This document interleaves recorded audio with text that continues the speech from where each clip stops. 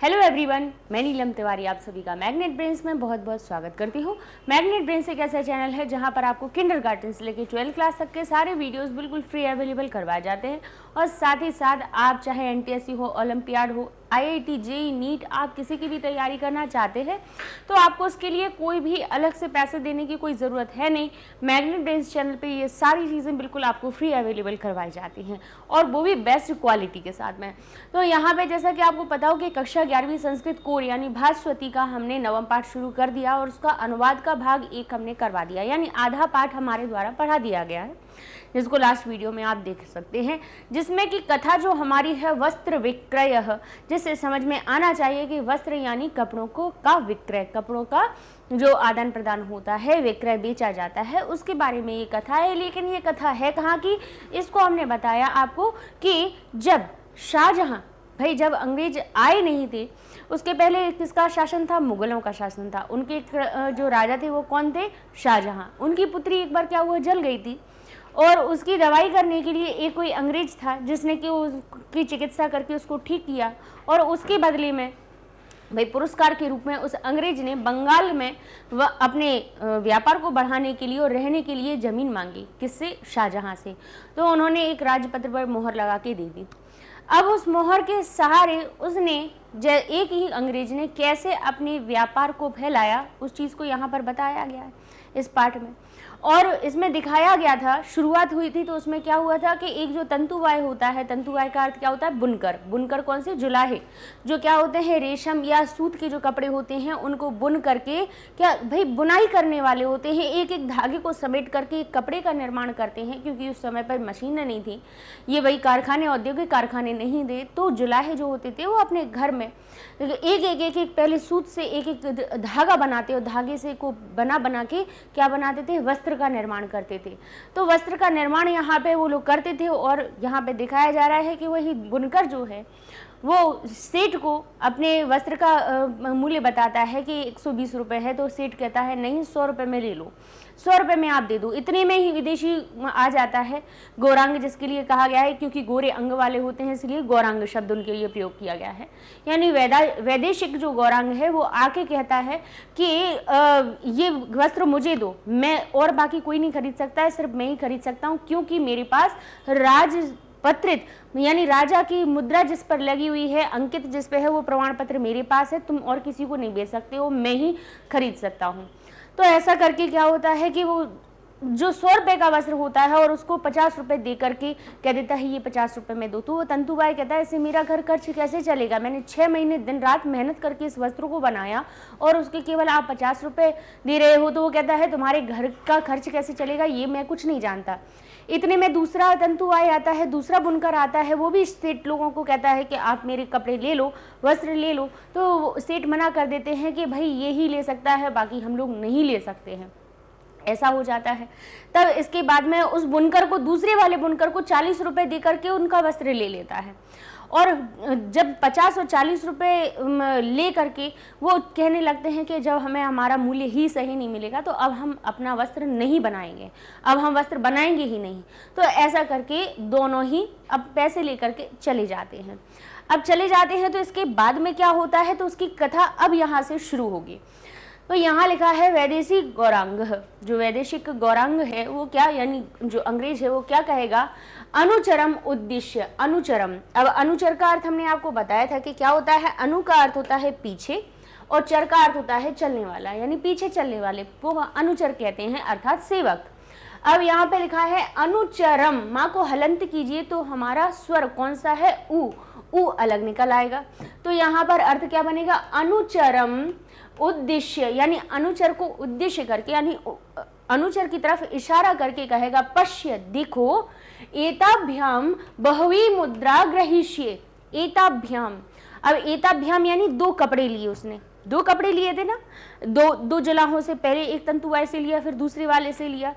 तो एताभ्याम शब्द हो गया यहाँ पे द्विवचन के लिए, क्योंकि 2 वस्त्र उसने खरीदे थे।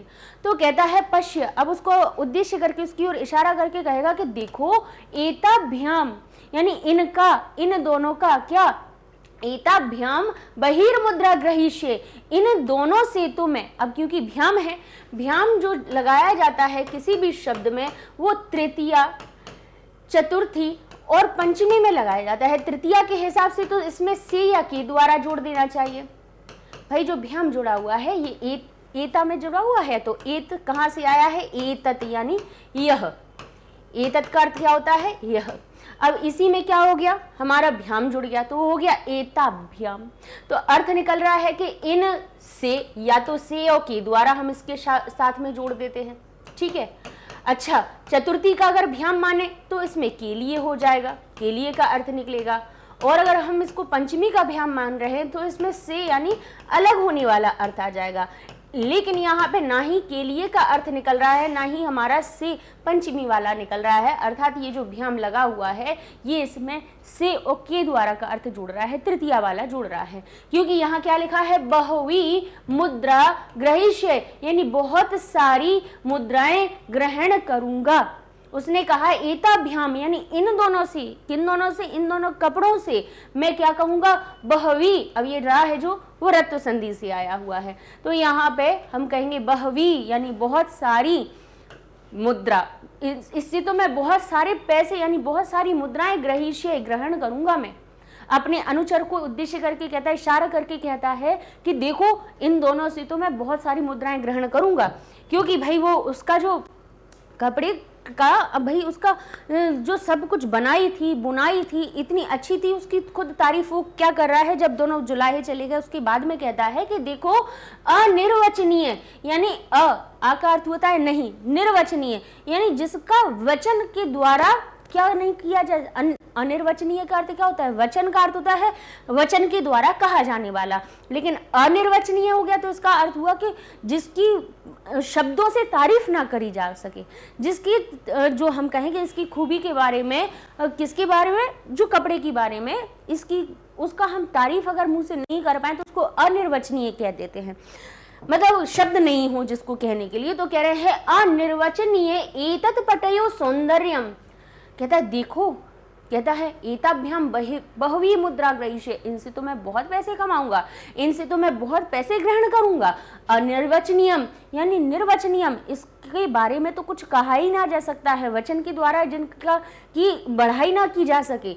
एतत् पटयो सौंदर्यम, इन दोनों, एतत् यानी ये, पटयो यानी पट शब्द में पट यानी हो गया कपड़ा और यो शब्द आ गया काकी के का अर्थ जोड़ने के लिए षष्ठी विभक्ति से, तो यहाँ पे हो गया इन दोनों पटयो, इन दोनों कपड़ों का सौंदर्यम। बोले इन दोनों कपड़ों का सौंदर्य क्या है, अनिर्वचनीय है, यानी जिसकी वचन से भी हम तारीफ नहीं कर पा रहे हैं, ऐसा है। अति सूक्ष्म तरो अयम पटः, ये जो अति सूक्ष्मतर है, ये जो सूक्ष्म का अर्थ होता है बारीक और सूक्ष्मतर, और उसमें भी अति लगा दिया यानी बिल्कुल ही महीन। तरो अयम पटः, ये जो पट है, ये जो कपड़ा है, ये इतना बारीक, इतनी महीन इसकी बुनाई की गई है, अर्थात ये तो बहुत ही सूक्ष्मतर है। कह रहे हैं पश्य देखो, एतस्य पंचशयी पटलैः, देखो इनकी पंचशयी यानी 5 पटलों के द्वारा भी, 5 मैंने 5-6 जो पटल हैं उनके द्वारा भी परिवेश्यतम, परिवेश्यतम यानी ढके होने पर, यहाँ पे आ जाएगा अपि, ये अप्य जो शब्द है ये यहाँ से अपि शब्द बन जाएगा, तो कहेंगे परिवेष्टितम अपि पटम एव, यहाँ पे अपि के बाद हो जाएगा अपटम एव। अब जरा हम इसको जरा तोड़ के दिखा देंगे तो आपके सामने इस शब्द का अर्थ स्पष्ट हो जाएगा। तो ये क्या लिखा है, परिवेष्टितम तम्प्य पटमेव। अब इनके हर एक शब्द का हम विग्रह कर लेंगे, तो यहाँ से यहाँ तक हम पहले क्या करते हैं, माँ हलंत तक अलग निकाल लेते हैं अपना शब्द, तो ये हो जाएगा परिवेष्टितम,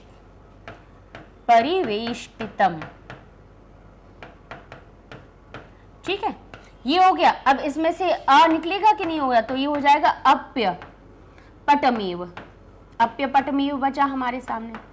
अब इसको फिर से हमने कौन सी संधि से तोड़ा, यहाँ पर कौन सी संधि का हमें नियम दिखाई दे रहा है, यण संधि का। या को हमने ई में परिवर्तित किया और इसमें से निकला अ, उसको दे दिया अ को, तो ये हो गया। आगे जो पटमेव लिखा हुआ था इसको दे दिया, तो ये हो गया अपटम, और फिर से माँ को हलंत किया तो एव अलग निकल आया। तो यहाँ पे हमारा ये जो प था, आधे या को ई में परिवर्तित किया तो ये हो गया हमारा अपि। अर्थ क्या निकला? परिवेष्टितम अपि। अब किसके द्वारा कह रहा है? इसके 5 पटलों यानी 5 परतों के में परिवेष्टित, 5 परतों के द्वारा ढके होने पर भी, परिवेष्टितम अपि ढके होने पर भी, अपटम एव यानी बिना कपड़े जैसा क्या हो रहा है? प्रतीयते अंगम। इसको अवग्रह को आ में बदल लीजिए तो ये हो जाएगा अंगम, यानी शरीर पर कोई कपड़ा प्रतीत ही नहीं हो रहा है। इसकी कह रहे हैं कि देखो, कह रहा है कि अति सूक्ष्मतरो अयम पट, ये जो कपड़ा है वो बड़ा ही सूक्ष्मतर है, बिल्कुल बारीक महीन बनाया गया है।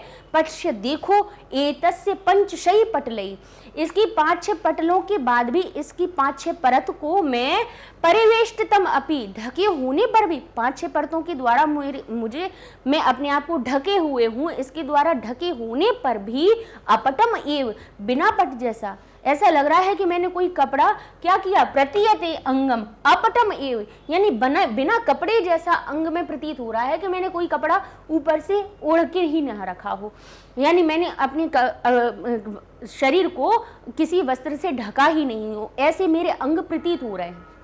तो यहाँ पर यही हमारा अर्थ निकल आएगा। तो उसने ऐसा कहा कि बताइए वो खुद। अच्छा, इस बात के लिए हम एक कहेंगे कि ये चीज़ें हमने भी जब हम बचपन में थे तो ये बताई जाती थी कि जो ढाका है ना, ढाका बांग्लादेश में है। पहले तो बांग्लादेश भी हमारे बंगाल में ही आता था ना, फिर उसमें के बाद विभाजन हुआ तब बंगाल से बांग्लादेश अलग बन गया। तो ढाका की जो मलमल थी वो इतनी प्रसिद्ध थी, तो कहा जाता था कि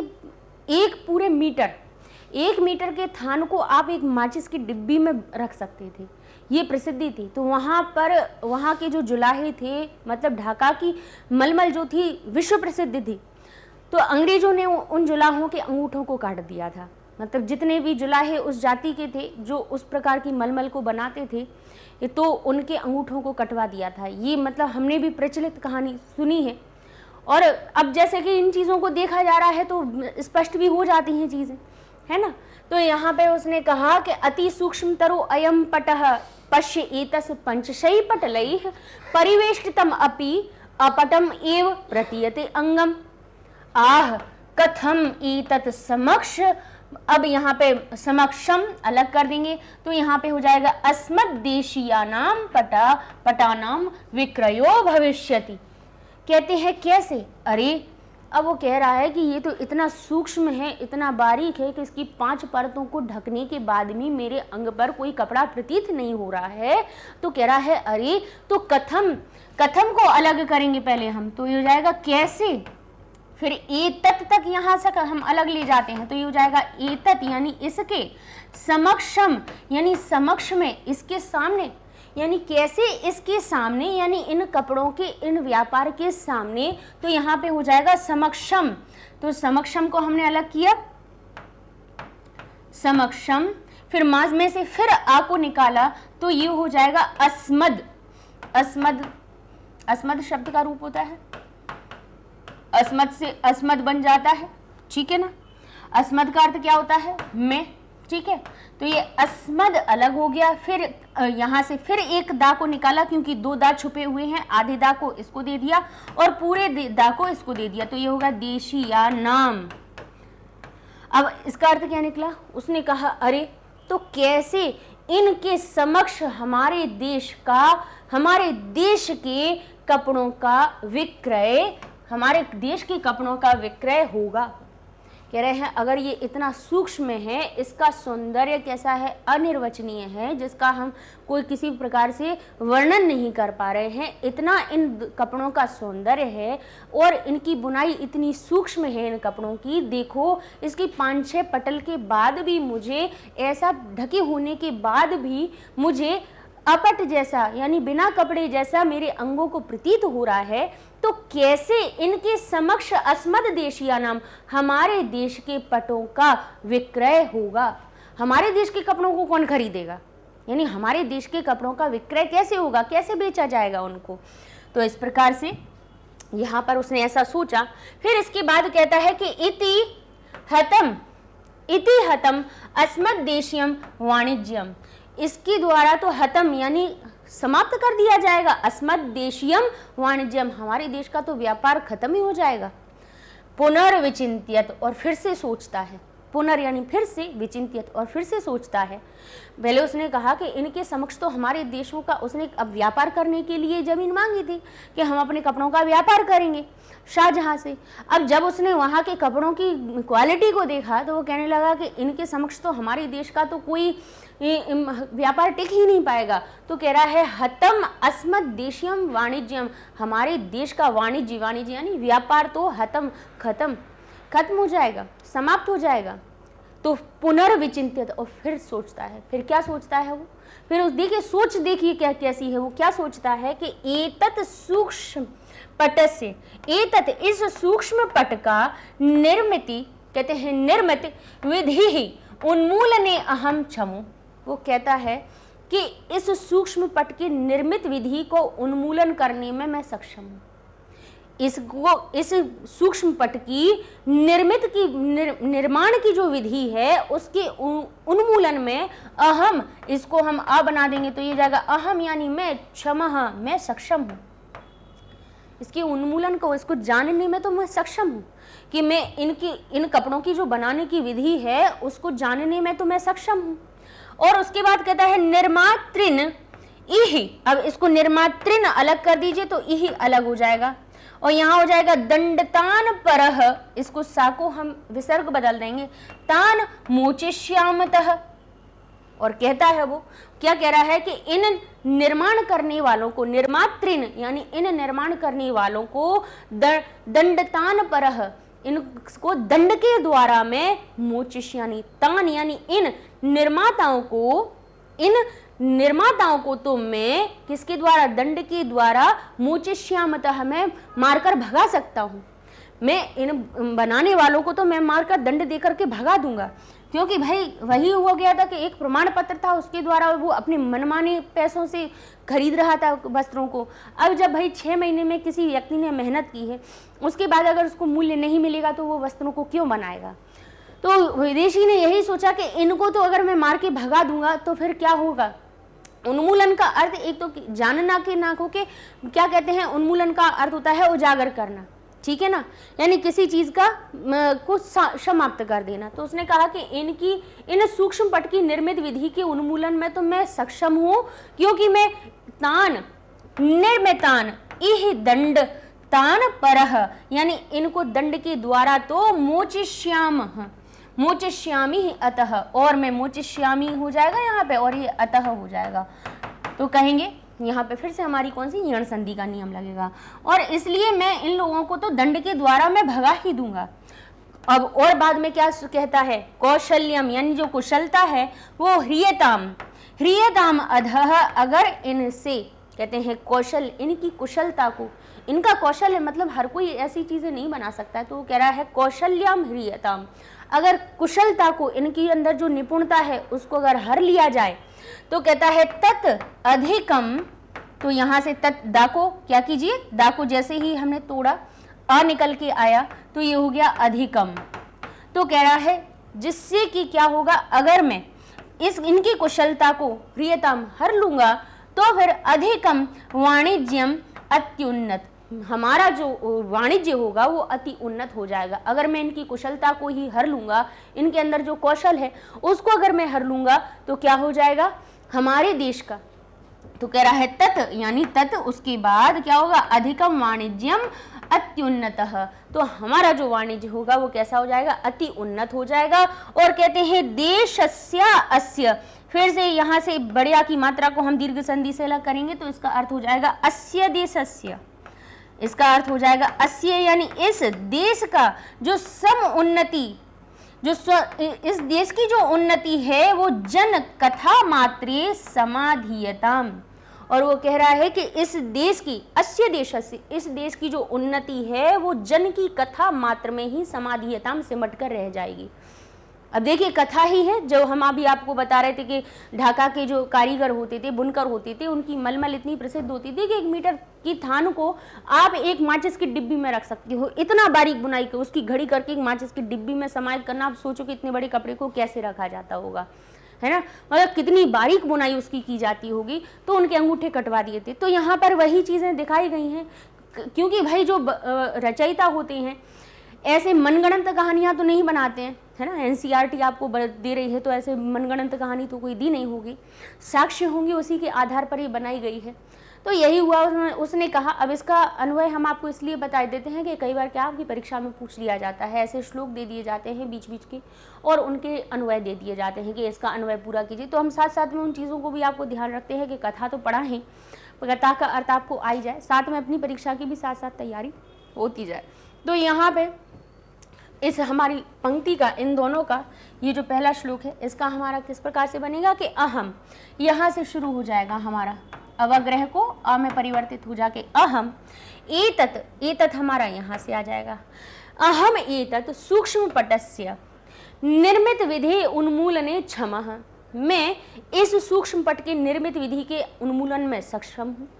इहे, यहाँ पे मैं दंडतान परह, दंड के द्वारा, यहाँ पे देखिए निर्मितान अलग कीजिए तो यहाँ से हमारा इह अलग निकल जाएगा, इह यानी यहाँ मैं क्या कर सकता हूँ कि किसके द्वारा, दंडतान परह, दंड के द्वारा मैं उनको, किनको, उन निर्माताओं को अतः मोचिष्यामि, यहाँ से भगा दूंगा, यहाँ से मैं भगा दूंगा। और फिर कहता है कि कौशल्यम ह्रियताम, अगर कौशल्यम यहाँ का अधः, यहाँ से अलग कीजिए तो अधः हो जाएगा, कौशल्यम अधः यानी कौशलता को यहाँ से ह्रियताम अगर हर लिया जाए, तत् तो फिर वाणिज्यम अलग हो जाएगा, वाणिज्यम अधिकम अत्युन्नतः, यानी तब हमारा जो वाणिज्य होगा वही अति उत्तम हो जाएगा। अश्य देशस्य, पहले अस्य लिखेंगे फिर देशस्य लिखेंगे, अश्य देशस्य उन्नति ही या समुन्नति जन कथा मात्रे समाधीयताम, जन कथा में ही केवल समाहित होकर रह जाएगी। इस प्रकार से ये हमारा क्या हो जाता है, अनुवाद। अब इसके बाद वो क्या कहेगा, फिर दौवारिकः, दौवारिक किसको कहा है, द्वारपाल को। द्वारपाल क्या कहेगा, प्रवेश, प्रवेश करके कहेगा कि जयतु जयतु देवः, देव की जय हो, जय हो। वैदेशिक गौरांग, वैदेशिक गौरांग क्या कहेगा, द्वारिक। सत्वरम त्रि चतुरांस्त, अब यहाँ पे लिखा है चतुरांस्त तंतुवायान सम आनय, कहता है जल्दी ही 3 चतुर, चतुर का अर्थ क्या हुआ, 4। तो कहते हैं वो जो उससे कहेगा अंग्रेज क्या कहेगा, द्वारिक यानी द्वारपाल, शीघ्र ही, सत्वरम यानी जल्दी ही, त्रिचतुरांस्तः तंतुवायः, 3-4 तंतुवायों को सम आनय लेकर आओ, सामने लेकर आओ, 3-4 तंतुवायों को, 3-4 बुनकरों को मेरे सामने लेकर आओ। तो दौवारी कहेगा यद देव आज्ञापति, कहते हैं आज्ञापयति। अब यहाँ से हम कहेंगे यत यानी जैसी, देव जैसा, देव यद देव, आज्ञापयति आज्ञा दे, जैसी आप आज्ञा दे, जैसी आप आज्ञा दे रहे हैं, जैसा देव चाहे। तो बहिर्गत्वा, अब इसका बहि का अर्थ क्या हुआ, बाहर, गत्वा यानी जाके, त्रीन यानी 3 तंतुवायान, 3 तंतुवायों को सम आनीय, सामने ला करके, प्रविशंति समानीय, साथ में ला करके, प्रविशंति प्रवेश करता है, 3-4 तंतुवायों को लेकर के प्रवेश करता है, कौन, दौवारिक यानी द्वारपाल। ठीक है, चलिए अब यहाँ पे शब्दार्थ देख लेते हैं। इतना अपन ने गद्यांश पढ़ लिया, इसके शब्दार्थ देखें तो फिर बाद में अपना अगला गद्यांश हम पढ़ लेंगे। लिखा है अनुचरम उद्देश्य यानी सेवक को लक्ष्य करके, अनिर्वचनीय यानी अवर्णीय, जिसका वर्णन ना किया जा सका, ना जा सके, ठीक है, जिसका वर्णन संभव ना हो। पंचशई पटल है यानी 5 से सतहों से भी। अब लिखा है परिवेष्टितम यानी ढका हुआ। अस्मत् देशीयम, अस्मत् को अलग कीजिए तो यहाँ से देशीयम अलग हो जाएगा, अर्थ हो जाएगा हमारे देश का। आगे देखते हैं, वाणिज्यम यानी व्यापार, निर्मित विधि निर्माण की विधि, उन्मूलने यानी रहस्य का उद्घाटन करने में, इसकी जानने की विधि को तो मैं उन्मूलित कर सकता हूँ। कौशल्यम यानी निपुणता, और ह्रियताम का अर्थ हो जाता है हरण किया जाए।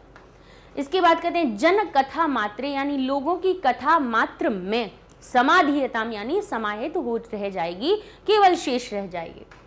अब इसके बाद संदर्भ देख लेते हैं, क्योंकि व्याख्या कभी कभी करने के लिए आ जाती है।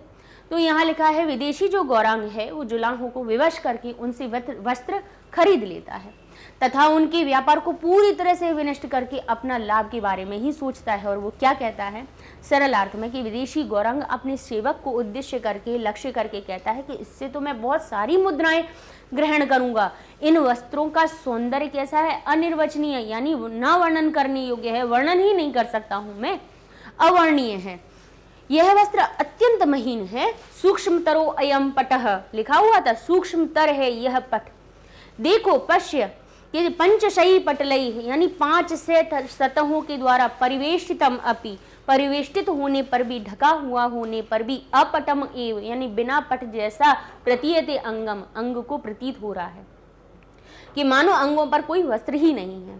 अरे कैसे इनके सामने हमारे देश का वस्त्रों का विक्रय होगा, कैसे हमारे देश के वस्त्र खरीदे जाएंगे। तो इसलिए ही हमारे देश का व्यापार विफल हुआ है, इसीलिए हतम अस्मद देशीय वाणिज्यम, इसीलिए हमारे देश का जो व्यापार है वो विफल हुआ है, यहाँ पर होता नहीं है, क्योंकि यहाँ के जो कारीगर हैं वो इतना अच्छा कपड़ा बनाते हैं। फिर सोचकर पुनर्विचिंत्यत, यानी फिर से सोचकर क्या कहता है वो कि इस महीन वस्त्र के निर्माण की विधि का रहस्य जानने में तो मैं समर्थ हूँ और उन कारीगरों को मार पीट कर यहाँ से निकाल दूंगा। निपुणता हर ली जाएगी तो हमारा व्यापार, इनकी जो कुशलता है वो अगर हर ली जाएगी तो हमारे देश का व्यापार अत्यधिक उन्नत हो जाएगा। इस देश की उन्नति तो केवल लोगों की कथाओं में रह जाएगी। द्वारपाल प्रवेश करके कहता है कि महाराज की जय हो, जय हो। तो विदेशी गौरांग द्वारपाल से कहेगा कि जल्दी से 3-4 जुलाहों को लेकर आओ, और द्वारपाल श्रीमान यानी जैसी देव की आज्ञा है। तो बाहर जाकर के बहिर्गत्वा, यानी बाहर जाकर के 3-4 जुलाहों को साथ में लेकर प्रवेश करता है। ठीक है, अब संधि विच्छेद देख लीजिए। यहाँ पर जो शब्द आए थे, बहुत सारे शब्दों में संधि हुई थी, तो हम देख लेंगे। सबसे पहले बहुवीही मुद्रा जो लिखा हुआ था, बहुवीर मुद्रा, तो जो र आया है वो हमारी रत्व संधि से आया है। बहुवी अलग दिखाई दे रहा है, मुद्रा अलग दिखाई दे रहा है, बीच में ये रा क्या कर रहा है, बोले विसर्ग से आया है, रत्व संधि से। तो हमने बस रा को यहाँ पर विसर्ग में परिवर्तित कर दिया और ये हमारा विच्छेद हो गया। बना कैसे था, संधि हुई कैसे थी, ऐसे हुई थी कि बहुवी और मुद्रा शब्द लिखा हुआ था। अब यहाँ पे जो विसर्ग है, विसर्ग संधि, विसर्ग वाला कोई पद किसी अन्य पद में मिलता है तो वहाँ विसर्ग संधि का नियम लगता है, विसर्ग का लोप होता है। विसर्ग लेकिन लोप ना होके किसी और दूसरे वर्ण में परिवर्तित हो जाता है, कि सा में परिवर्तित होता है तो उसको सत्व कह दिया जाता है, रा में परिवर्तित हो जाता है तो रत्व कह दिया जाता है, ओ की मात्रा में परिवर्तित होता है तो उत्व कह दिया जाता है, ऊ में परिवर्तित होता है लेकिन ऊ का बाद में गुण होके वो ओ बन जाता है। बाद में हमें ओ की मात्रा दिखाई देती है लेकिन होता वो उत्व है, यानी ऊ का भाव आ जाता है। तो यहाँ पर भाई वही नियम लगा हुआ है रत्व संधि का कि विसर्ग के बाद में 3, 4, 5, तो ये कौन सा अक्षर है, 5वां अक्षर है पावर्ग का, कावर्ग का हो, क च ट त प, कचट तप, इन 5 वर्गों के पहले दूसरे अक्षर छोड़ दो तो तीसरे चौथे 5वां अक्षर कोई मिलता है, या फिर यारा लावा दिख जाए, या फिर कोई स्वर हो, तो विसर्ग 2 तरह के वर्णों में परिवर्तित होता है। उत्व में भी होता है यानी ऊ में भी परिवर्तित होता है, लेकिन उसका बाद में गुण हो जाता है तो ओ की मात्रा में हमें दिखाई देता है, और रा में भी परिवर्तित हो जाता है। भाई कब ऊ में होगा कब रा में होगा, ये समान है। तो ऐसा कब होगा, मुझे तब होगा अगर विसर्ग के पहले, विसर्ग का को अगर रा करना है तो विसर्ग के पहले अ के अलावा कोई दूसरी मात्रा होनी चाहिए, अ से भिन्न। अ से भिन्न अगर कोई मात्रा है तो विसर्ग रा में परिवर्तित होगा, जैसा कि यहाँ पर हुआ कि विसर्ग के पहले ई की मात्रा थी, विसर्ग के पहले वाले वर्ण में ई की मात्रा थी, इसीलिए विसर्ग रा में परिवर्तित हुआ। ठीक है, और इसी के स्थान पे अगर ई की मात्रा नहीं होती, यानी अगर अ की मात्रा होती तो फिर क्या होता, अगर अ की मात्रा होती तो वही विसर्ग हमारा पहले किस में होता, ऊ में परिवर्तित होता। विसर्ग को ऊ बना देते और ये जो आगे वाला आ होता वो उससे मिलकर गुण बना देता और हमारा विसर्ग ओ की मात्रा में परिवर्तित हो जाता। तो ये उत्व संधि का, जैसा कि देखो यहाँ लिखा हुआ है, जैसे विसर्ग के बाद में स्वर है कि नहीं है, बोले है, किस में बदलना चाहिए, बोले दो कंडीशन है। अगर विसर्ग के पहले अगर छोटा आ है तो यही विसर्ग ऊ में बदल करके दोनों मिलकर के ओ की मात्रा बना देंगे, और अगर वही विसर्ग के पहले अगर कोई अन्य मात्रा है तो ये सारे होने पर भी ये विसर्ग र में परिवर्तित हो जाता है। तो यहाँ पे दो संधियों के नियम हमने आपको बता दिए, रत्व और उत्व के, ठीक है। नहीं तो आप कहेंगे उत्व संधि में तो ऊ बनना चाहिए, भाई होता तो उत्व है यानी ऊ का भाव, रत्व का अर्थ होता है रा का भाव, यानी विसर्ग के स्थान पे रा बन जाना, विसर्ग के स्थान पे ऊ बन जाना। लेकिन ये हो क्यों रहा है, बोले ये परिवर्तन हो रहा है कि विसर्ग के पहले वाले अक्षर को भी देखा जा रहा है, बाद के अक्षरों को तो हमें पता है ही, ठीक है। तो यहाँ पर देखिए बड़ी की मात्रा थी तो इस प्रकार से ये रा में परिवर्तित हुआ, आधे रा में, और आधा रा कभी भी बीच में नहीं रहता है, वो आगे वाले वर्ण के ऊपर पहुंच जाता है। तो ये हो गया बहिर मुद्रा, बहवीर मुद्रा। यहाँ पर हो गया अति सूक्ष्म तरो, हो गया।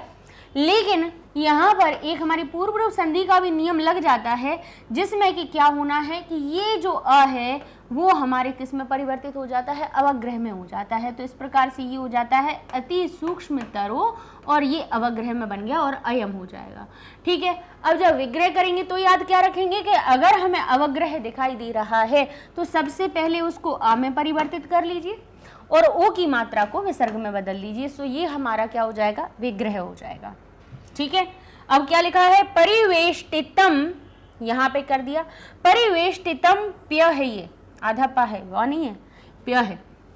तो यहाँ पे म को जैसे ही हलंत किया तो यहाँ हमारे सामने आ गया अप्य, अप्य हो गया। अप्य के बाद क्या लिखा है, पटमेव, मेव दिखे तो समझ लीजिए कि एव उसमें से पीछे निकलना ही है, तो तुरंत उसको तोड़ करके एव बाहर निकाल दीजिए, बोले निकाल दिया तो क्या बचा, पटम बचा, पटम बचा। तो यहाँ पे ये अप्य का अर्थ क्या हो रहा है, बोले यहाँ या और प हमें समान दिखाई दे रहा है, या हमें स्वरयुक्त दिखाई दे रहा है और उसके पहले आधा व्यंजन, तो यहाँ पे यण संधि का नियम लगेगा।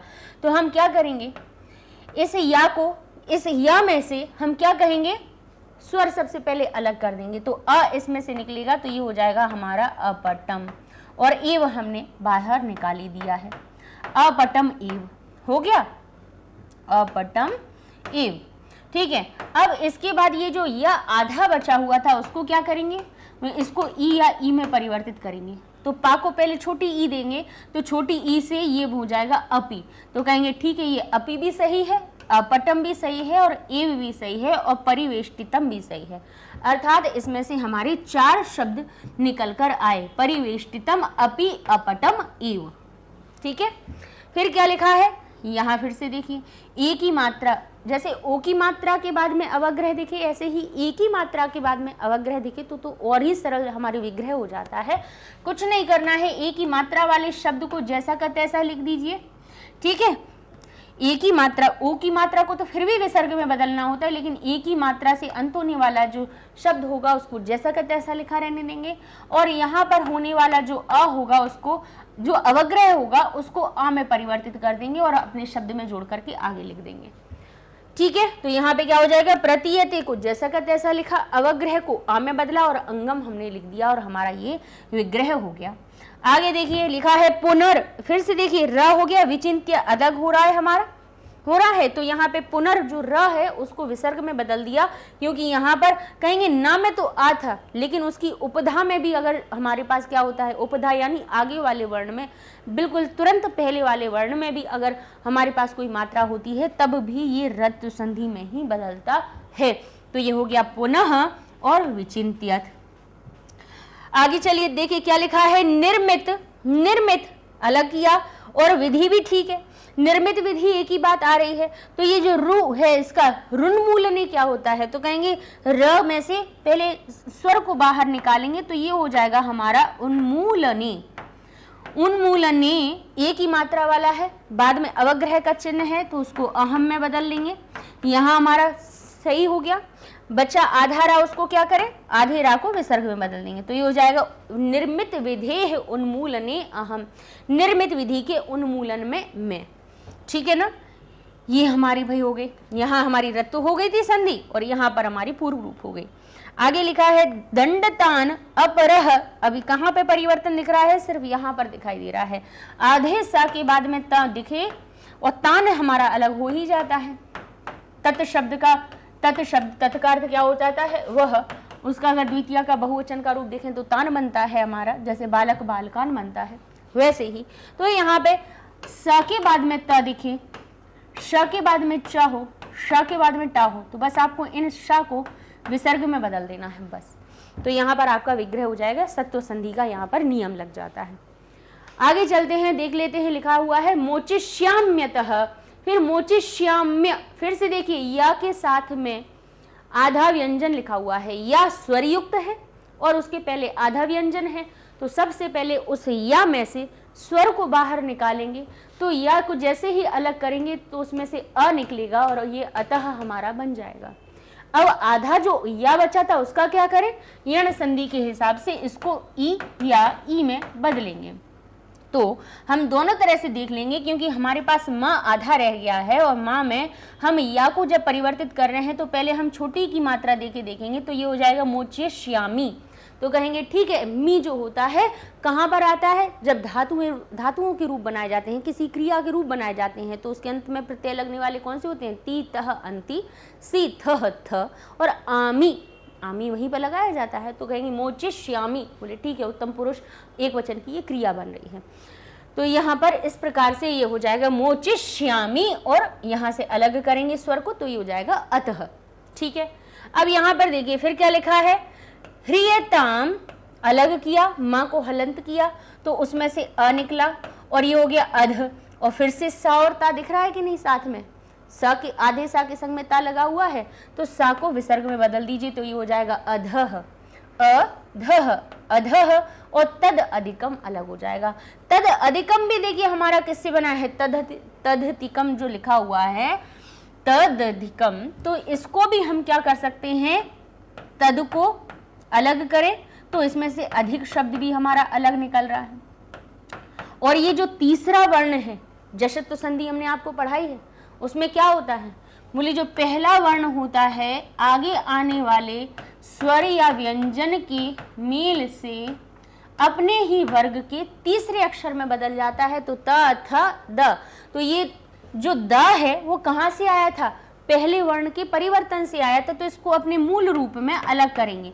संधि होती है तब तो ता का दा में परिवर्तन हो जाता है, लेकिन जैसे ही विग्रह होता है तो वो अपने मूल रूप में लौट कर आ जाता है। ठीक है, ये संधि होने का नियम है, ये संधि विच्छेद का है।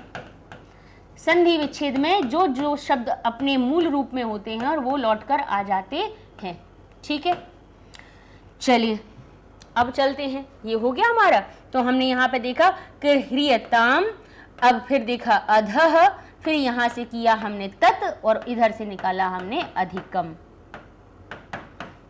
ठीक है, चलिए अब अगला हम देख लेते हैं शब्द क्या है, देशास्य, देशस। अब देखिए देशस्यास्य जो लिखा हुआ है, अब देशस्य शब्द तक तो हमें समझ में आ रहा है कि देश में षष्ठी लगा दो तो देशस्य बन जाता है, और उसके बाद में एक और स्या लगा है, इसका अर्थ क्या निकल रहा है, भाई षष्ठी लगाई जाए तो देशस्य बन रहा है, लेकिन यहाँ तो लिखा है देशस्यास्य। फिर क्या करें, तो बोले यहाँ तक ठीक है, ये जो बड़या की मात्रा है यहाँ पर ही कुछ ना कुछ परिवर्तन हुआ। तो बड़या की मात्रा किस संधि में बनती है, कहेंगे दीर्घ संधि में बनती है। दीर्घ संधि में बड़या की मात्रा बनती कैसे है, बोले दो अ मिल जाने से, अकह सवर्णे दीर्घः, यानी अक यानी अ ई उ री ली, अक के अंदर आने वाले ये 5 वर्ण होते हैं। कौन कौन से, अ ई उ री ली, इन 5 वर्ण अपने ही जब सवर्णों से मिलते हैं तो अपना दीर्घ रूप बना लेते हैं। अ का आ से मेल होता है, बड़ा आ बन जाता है। ई का ई से मेल होता है, बड़ी ई बन जाती है। उ का उ से मेल होता है, बड़ा उ बन जाता है। री का री से मेल होता है तो दीर्घ री बन जाती है, और री का दीर्घ नहीं होता है, री का री से मेल तो री रहेगा।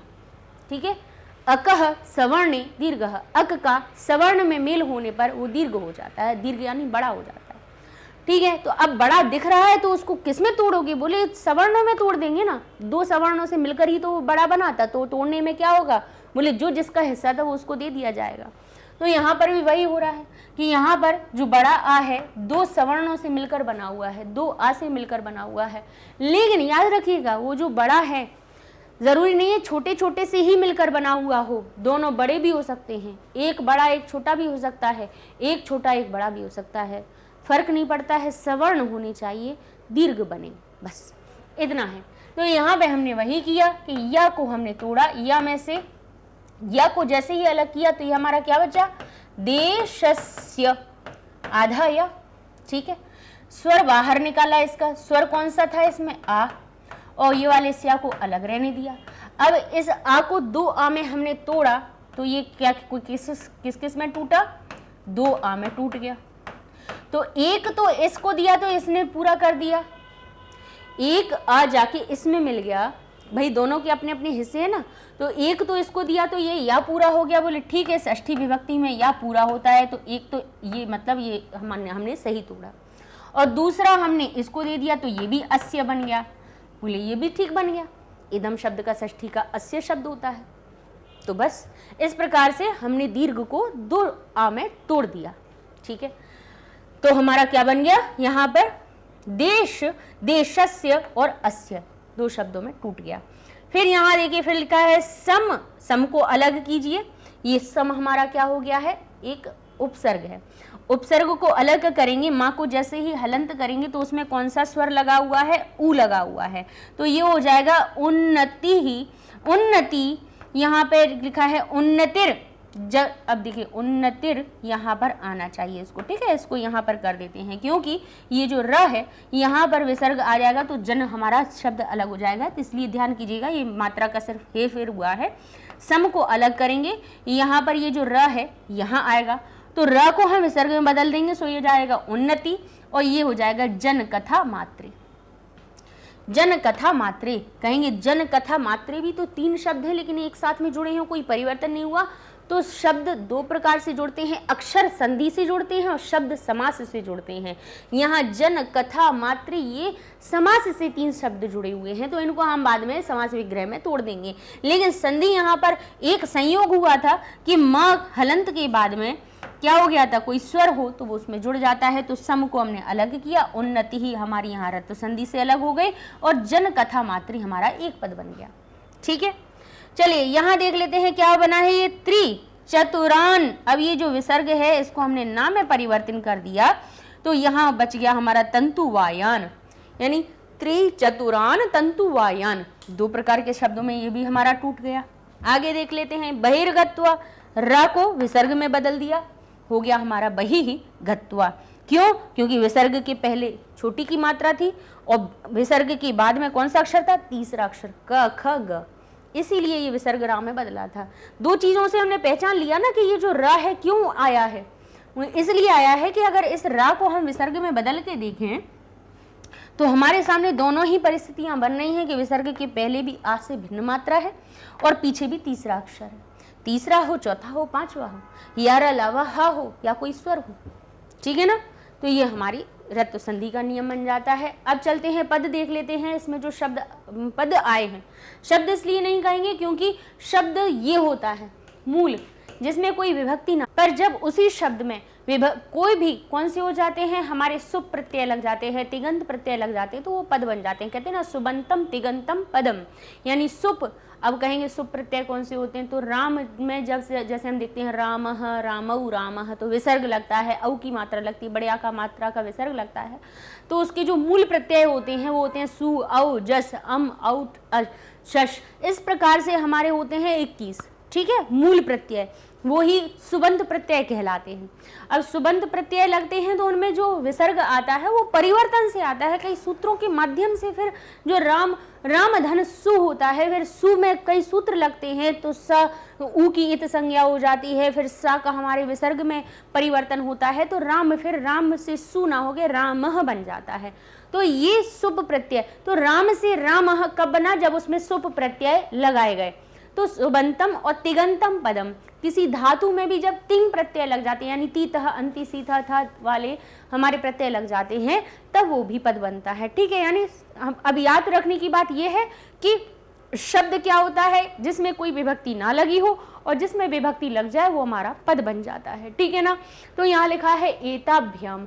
अब ये जो भ्याम है वो हमारे एतत् शब्द के ना ही केवल पंचमी, हमारी चतुर्थी और तृतीया, इन दोनों ही विभक्ति में प्रयुक्त होता है। तृतीया, चतुर्थी, पंचमी, तीनों में ही एतत् शब्द में द्विवचन का रूप एताभ्याम बनता है, ठीक है। अगर तृतीया का अर्थ हो रहा होगा तो एताभ्याम का अर्थ हो जाएगा कि इनसे या इनके द्वारा। अब चतुर्थी का होगा तो अर्थ हो जाएगा कि इनके लिए, और एताभ्याम अगर पंचमी का हो जाएगा तो इनसे, लेकिन कोई अलग होने वाली बात हो रही होगी तब, ठीक है ना, इन दोनों से, ये अर्थ इसका निकलेगा। अब चलते हैं पटयोह। अब ऐसे ही पटयोह जो शब्द है वो भी हमारी षष्ठी और सप्तमी दोनों में ही बनता है, लेकिन हम अर्थ देखते हैं कि अगर, और वो भी दो की बात हो रही होगी क्योंकि द्विवचन है, यानी जो पट है यानी कपड़े हैं वो दो हैं, और उनमें अगर षष्ठी के हिसाब से हम अर्थ देखें तो काकी के अर्थ जुड़ जाएगा कि पट दोनों कपड़ों का, दोनों कपड़ों की या दोनों कपड़ों के, या फिर अगर सप्तमी के हिसाब से योह लगा हुआ है तो उसमें में और पर का अर्थ जुड़ जाएगा, तो हम कहेंगे दो कपड़ों में या दो कपड़ों पर, ठीक है। तो ये अर्थ हम अपने वाक्य के हिसाब से देख लेते हैं। अब लिखा है पटलैह। अब पटलैह शब्द में ऐसा कुछ भी नहीं होता है, एक अकारांत शब्द के बाद में अगर ऐ की मात्रा विसर्ग लगा हुआ है तो बिल्कुल आंखें बंद करके आप कह देना कि इसमें तृतीया का बहुवचन है, जिसका अर्थ हो रहा है कि वो पटल, पटल का अर्थ क्या होता है, परतें, परत, पटल का अर्थ क्या होता है, परत, ये पटल, ठीक है, कोई भी हो सकता है पटल, ठीक है। अब पटल में तृतीया है, यानी पटल एक नहीं है, बहुत सारे हैं, तृतीया है यानी के द्वारा का अर्थ हो रहा है, तो अर्थ क्या निकलेगा, पटलों के द्वारा या पटलों से या परतों के द्वारा, ठीक है।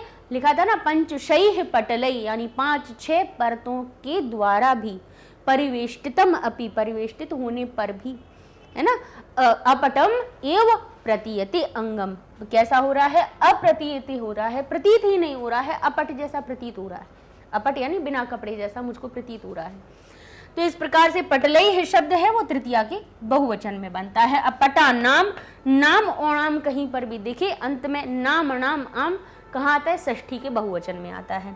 निर्मित विधे, अब विधे कहाँ से आया, एक ही मात्रा विसर्ग, मूल क्या होता है, विधि, विधि ही शब्द, विधि है मूल, इकारांत शब्द है।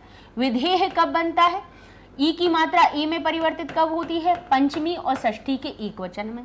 तो हम यहाँ देखेंगे जो निर्मित विधि मूल शब्द है ये षष्ठी के हिसाब से है, तो यहाँ पर अर्थ निकलेगा कि निर्मित विधि का, निर्मित विधि की या निर्मित विधि के, काकी के का अर्थ जोड़ देंगे। लेकिन अगर यही विधि शब्द पंचमी के लिए प्रयुक्त हुआ है, ठीक है, इसलिए बता रहे हैं कि नहीं आपको कभी लगे, कभी कभी हो सकता है कि से का अर्थ बताने के लिए भी विधेय लिखा हुआ हो कि निर्मित विधि से कोई चीज अलग हो रही हो, तब पंचमी का भी प्रयोग हो सकता है, ठीक है ना।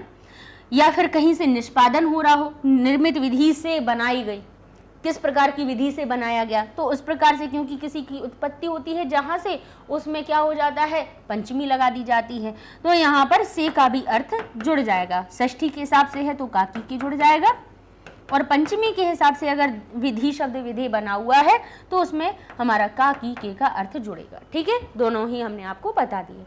आगे लिखा है निर्मातृन। अब ये न है वो कहाँ से, ऋकारांत, निर्मातृ शब्द है, निर्मातृन कहाँ बनता है, द्वितीया के बहुवचन में, और कहीं नहीं बनता। आगे लिखा है तान, ये भी तत् शब्द का द्वितीया का बहुवचन का रूप बना हुआ है, ठीक है।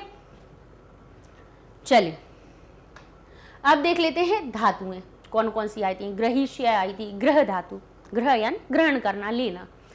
अब शे कहाँ से आया, बोले श्या जो होता है वो लिट लकार में होता है, लेकिन यहाँ पे एक ही मात्रा आई है तो वो कहाँ की बात हो रही है, बोले उत्तम पुरुष एक वचन की बात हो रही है, ठीक है। किस प्रकार से, आत्मनेपद के बनेंगे तब, क्योंकि लिट लकार अगर उत्तम पुरुष एक वचन की बात हो रही होती और अगर ये परस्मयी पद होता तो आमी दिखाई देता आपको, लिट लकार में श्यामी दिखाई देता आपको, श्यामी श्यावह श्यामह दिखाई देता, लेकिन शे लगा हुआ है तो कहाँ से आया, बोले ये आया है आत्मनेपद के अनुसार।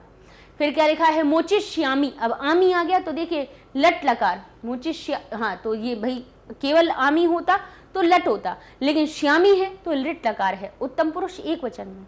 एक जगह देखिए उत्तम पुरुष एक वचन में श्ये लगा हुआ है, लेकिन एक में श्यामी लगा हुआ है। दोनों में परिवर्तन क्या है? ये हमारी आत्मनेपद की रूप है। कौन सा है? आत्मनेपद के अनुसार रूप बना है, और ये कैसा बना हुआ है? परस्मयी पद के अनुसार बना हुआ है। ठीक है, अब देखिए क्या लिखा है, समाधीयताम। ताम, ताम कहां पर आता है? कहेंगे लोट लकार में। अब आप कहेंगे लोट लकार में आप कह रहे हो, लेकिन ये तो हमारे किस में आता है? ताम तो हमारे लंग लकार में भी आता है, ताम तो हमारे विधिलिंग में भी आता है, लेकिन यहाँ पर जो मूल शब्द है वो बना कैसे है ये हमें देखना जरूरी है। सम और आ, दो उपसर्ग लगे इसमें, धा धातु में। ठीक है, और ये कहा समाधीयताम, यानी मैं कर सकता हूं। तो यहाँ पर लोट लकार प्रथम पुरुष के एक वचन का ये रूप बना हुआ है। ठीक है, अब लगा है ह्रियताम, तो ह्री मूल धातु है, कर्म कारक है।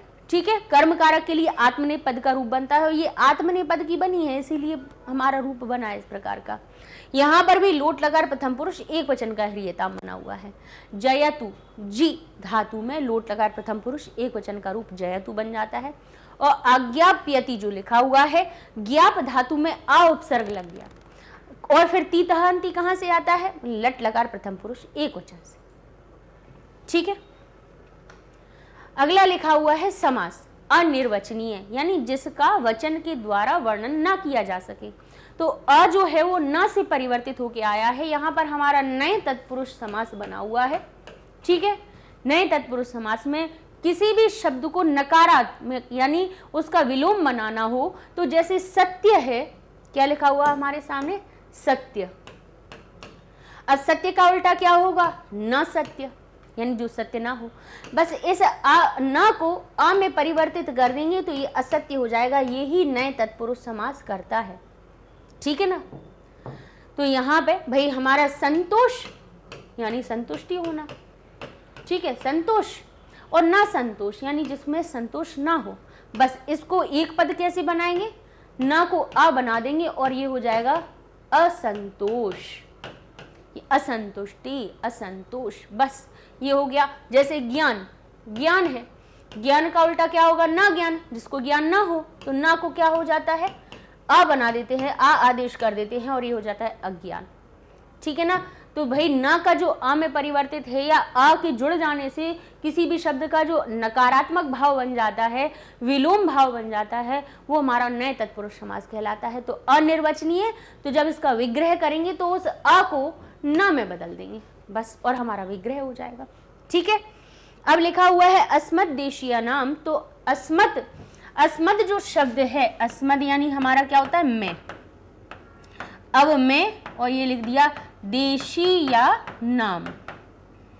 ठीक है, तो किसकी बात हो रही है? बोले देश का। किसके देश का?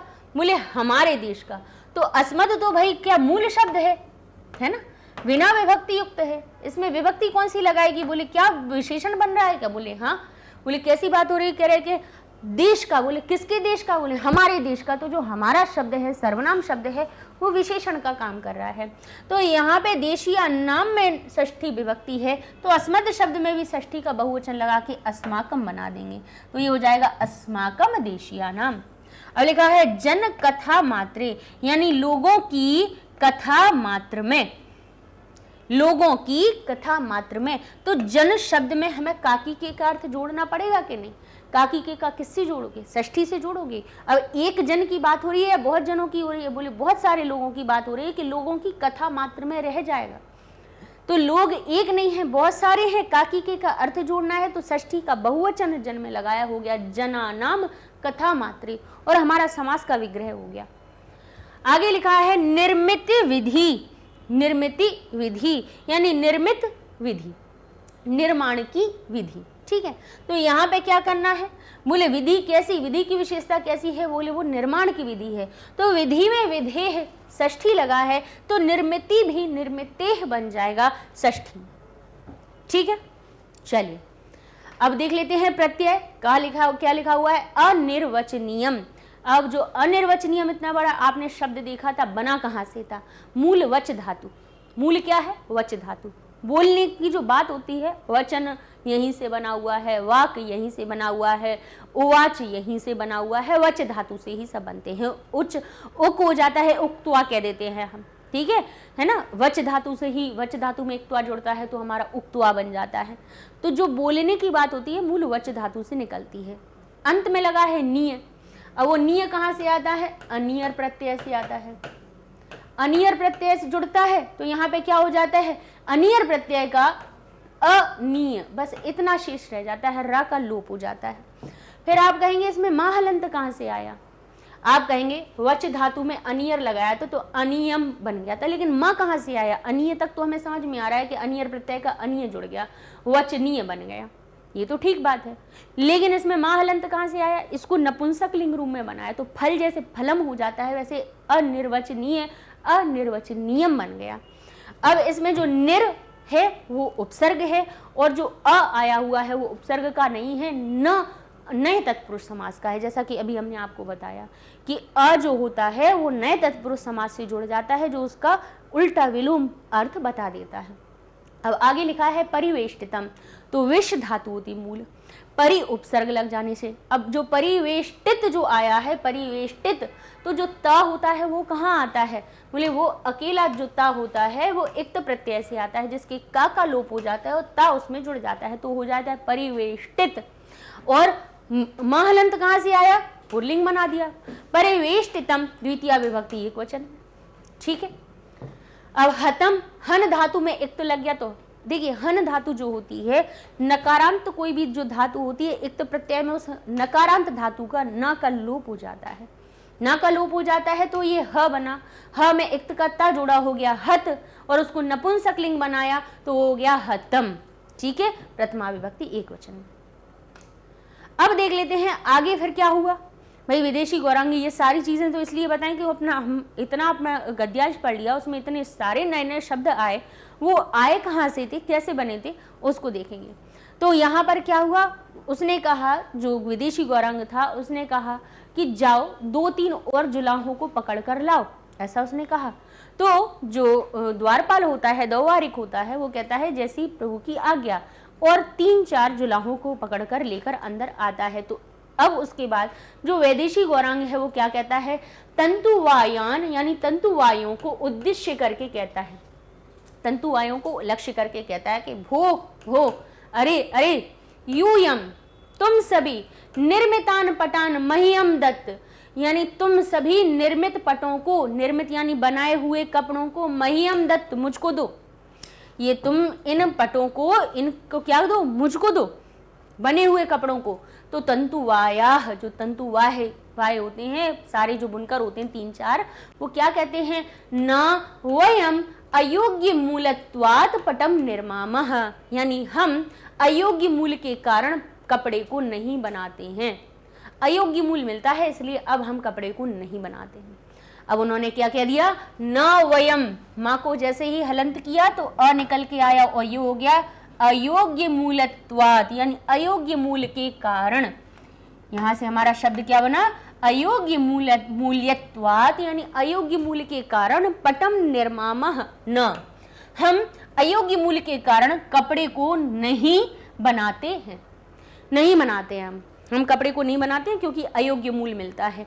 तो वैदेशी गौरांग कहेगा अस्तु शोभनम पटम निर्माय मह्यम दत्त, कहता है अच्छा, अस्तु क्या कहता है, शोभनम, अस्तु का अर्थ हम बाद में बताएंगे।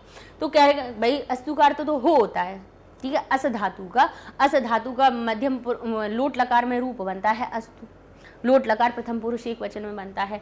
तो इसका अर्थ तो भाई हो का अर्थ निकल रहा है का अर्थ निकल रहा है, वो भी कैसा, एक आज्ञा सूचक निकल रहा है, ठीक है।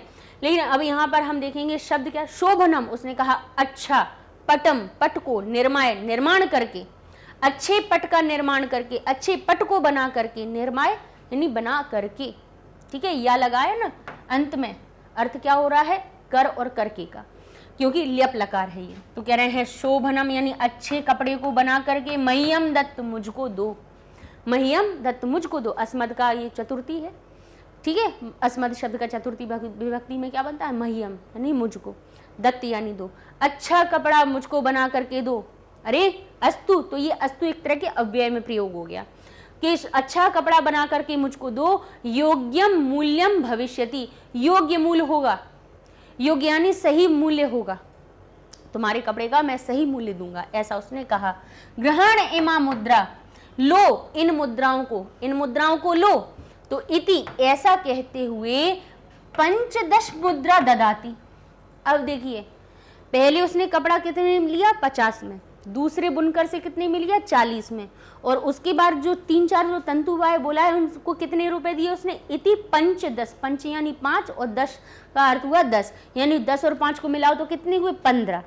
तो कह रहा है ऐसा कह के पंचदश मुद्रा ददाती, ऐसा कह के 15 मुद्राएं देता है। ते ना गृहणंती, लेकिन वे नहीं लेते हैं, और क्या कहेंगे अब, लेकिन अब जब वे नहीं लेते हैं तो वो क्या करता है, देखिए मतलब क्रूरता दिखाई गई है कि कितने क्रूर होते थे लोग उस समय पर। हठात, लेकिन हठात यानी हट से, हट यानी बलपूर्वक, जिद से, हठात, अब ले हो गया तेषाम, तेषाम यानी उनका, हठात तेषाम यानी हट से यानी जबरदस्ती से, तेषाम यानी उनका, वसनम निबध्य गल, वसन यानी कपड़े को, निबध्य यानी बांध करके, गल उनके गले को कपड़े से बांध करके, हस्तेन निष्कास्यति, हाथ के द्वारा निकाल देता है। क्या किया उसने, जब उन्होंने नहीं लिया, कहता है ऐसा कह, ग्रहण इमा मुद्रा, ये मुद्राएं लो, इति ऐसा कह के पंचदश मुद्रा ददाती, ऐसे करके 15 मुद्राएं देता है। तेना ग्रहणंती, वे ग्रहण नहीं करते हैं, और जब वो ग्रहण नहीं करते हैं तो हठात, हट से, हट यानी जिद से, हट से बलपूर्वक क्या करता है, तेषाम यानी उनका, वसनम, वसन क्या होता है, कपड़ा, कपड़े को, निबध्य बांध करके, गले को कपड़े बांध करके, हस्तेन हाथ के द्वारा क्या करता है, हाथ से निष्कास्यति, हाथ से निकाल देता है। अब देखिए फिर इसके बाद क्या होता है, तंतुवाय, जो तंतुवाय होते हैं, द्वारे स्थिता, द्वार पर स्थित जो तंतुवाय होते हैं वो कहते हैं, महाराज न वयम शत मूल्यम पटम पंचदश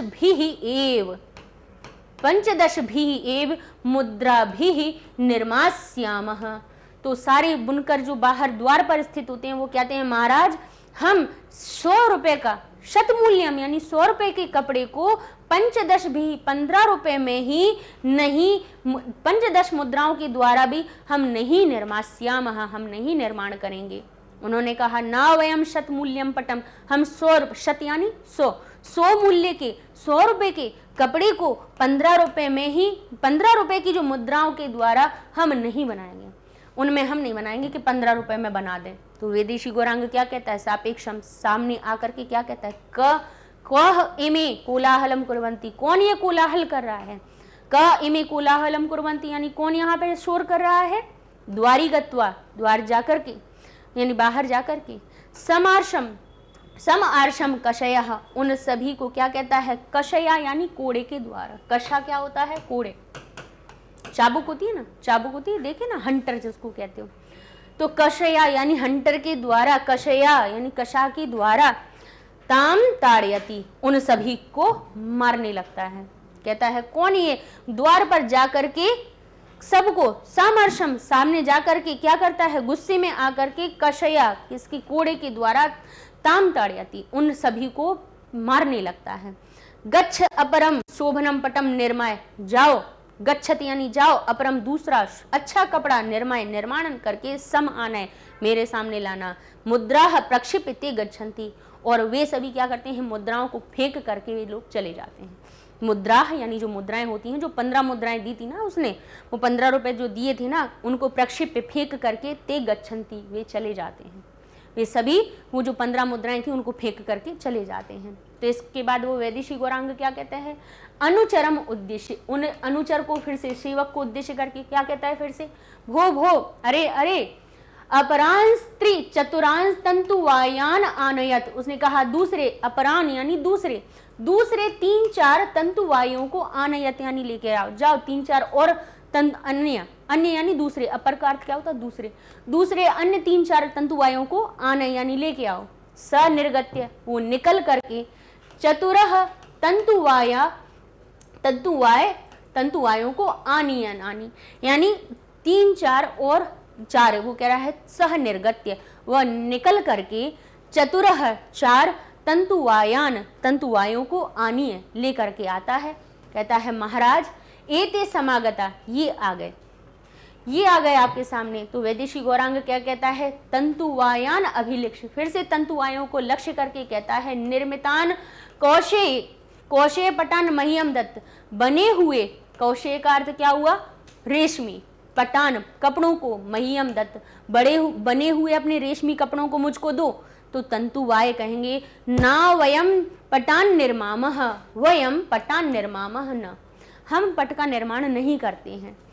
तो वैदेशी गौरांग कहेगा मिथ्याई एतत्, मिथ्या है ये सब, झूठ है, मिथ्या यानी झूठ, मिथ्याई एतत्, मिथ्या है ये, झूठ है ये, यूयम तुम सभी, पटान निर्माय पट को बना करके, श्रेष्ठी नाम सविधे विक्रीण द्वे, तुम सभी पट के निर्माण करके श्रेष्ठी नाम यानी सेठ लोगों के समीप जा करके क्या करते हो, विक्रीण द्वे, तुम सभी क्या करते हो, बेचते हो, उनके पास में जाकर विक्रय करते हो, सेठ लोगों के पास जाकर के तुम विक्रय करते हो।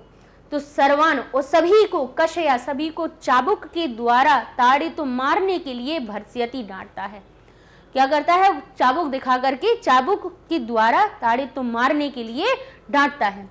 तो सभी क्या करते हैं, ना वयम निर्मामा, हम नहीं बनाते हैं, इति बद्ध हस्त पुटाह कंपते, ऐसे बद्ध हस्त पुटा, ऐसे हाथों को बांध करके कंपते, सब कांपने लगते हैं, और निष्क्रांता सर्वे, और इस तरह से नाटक का अंत होता है और सभी लोग निकल जाते हैं।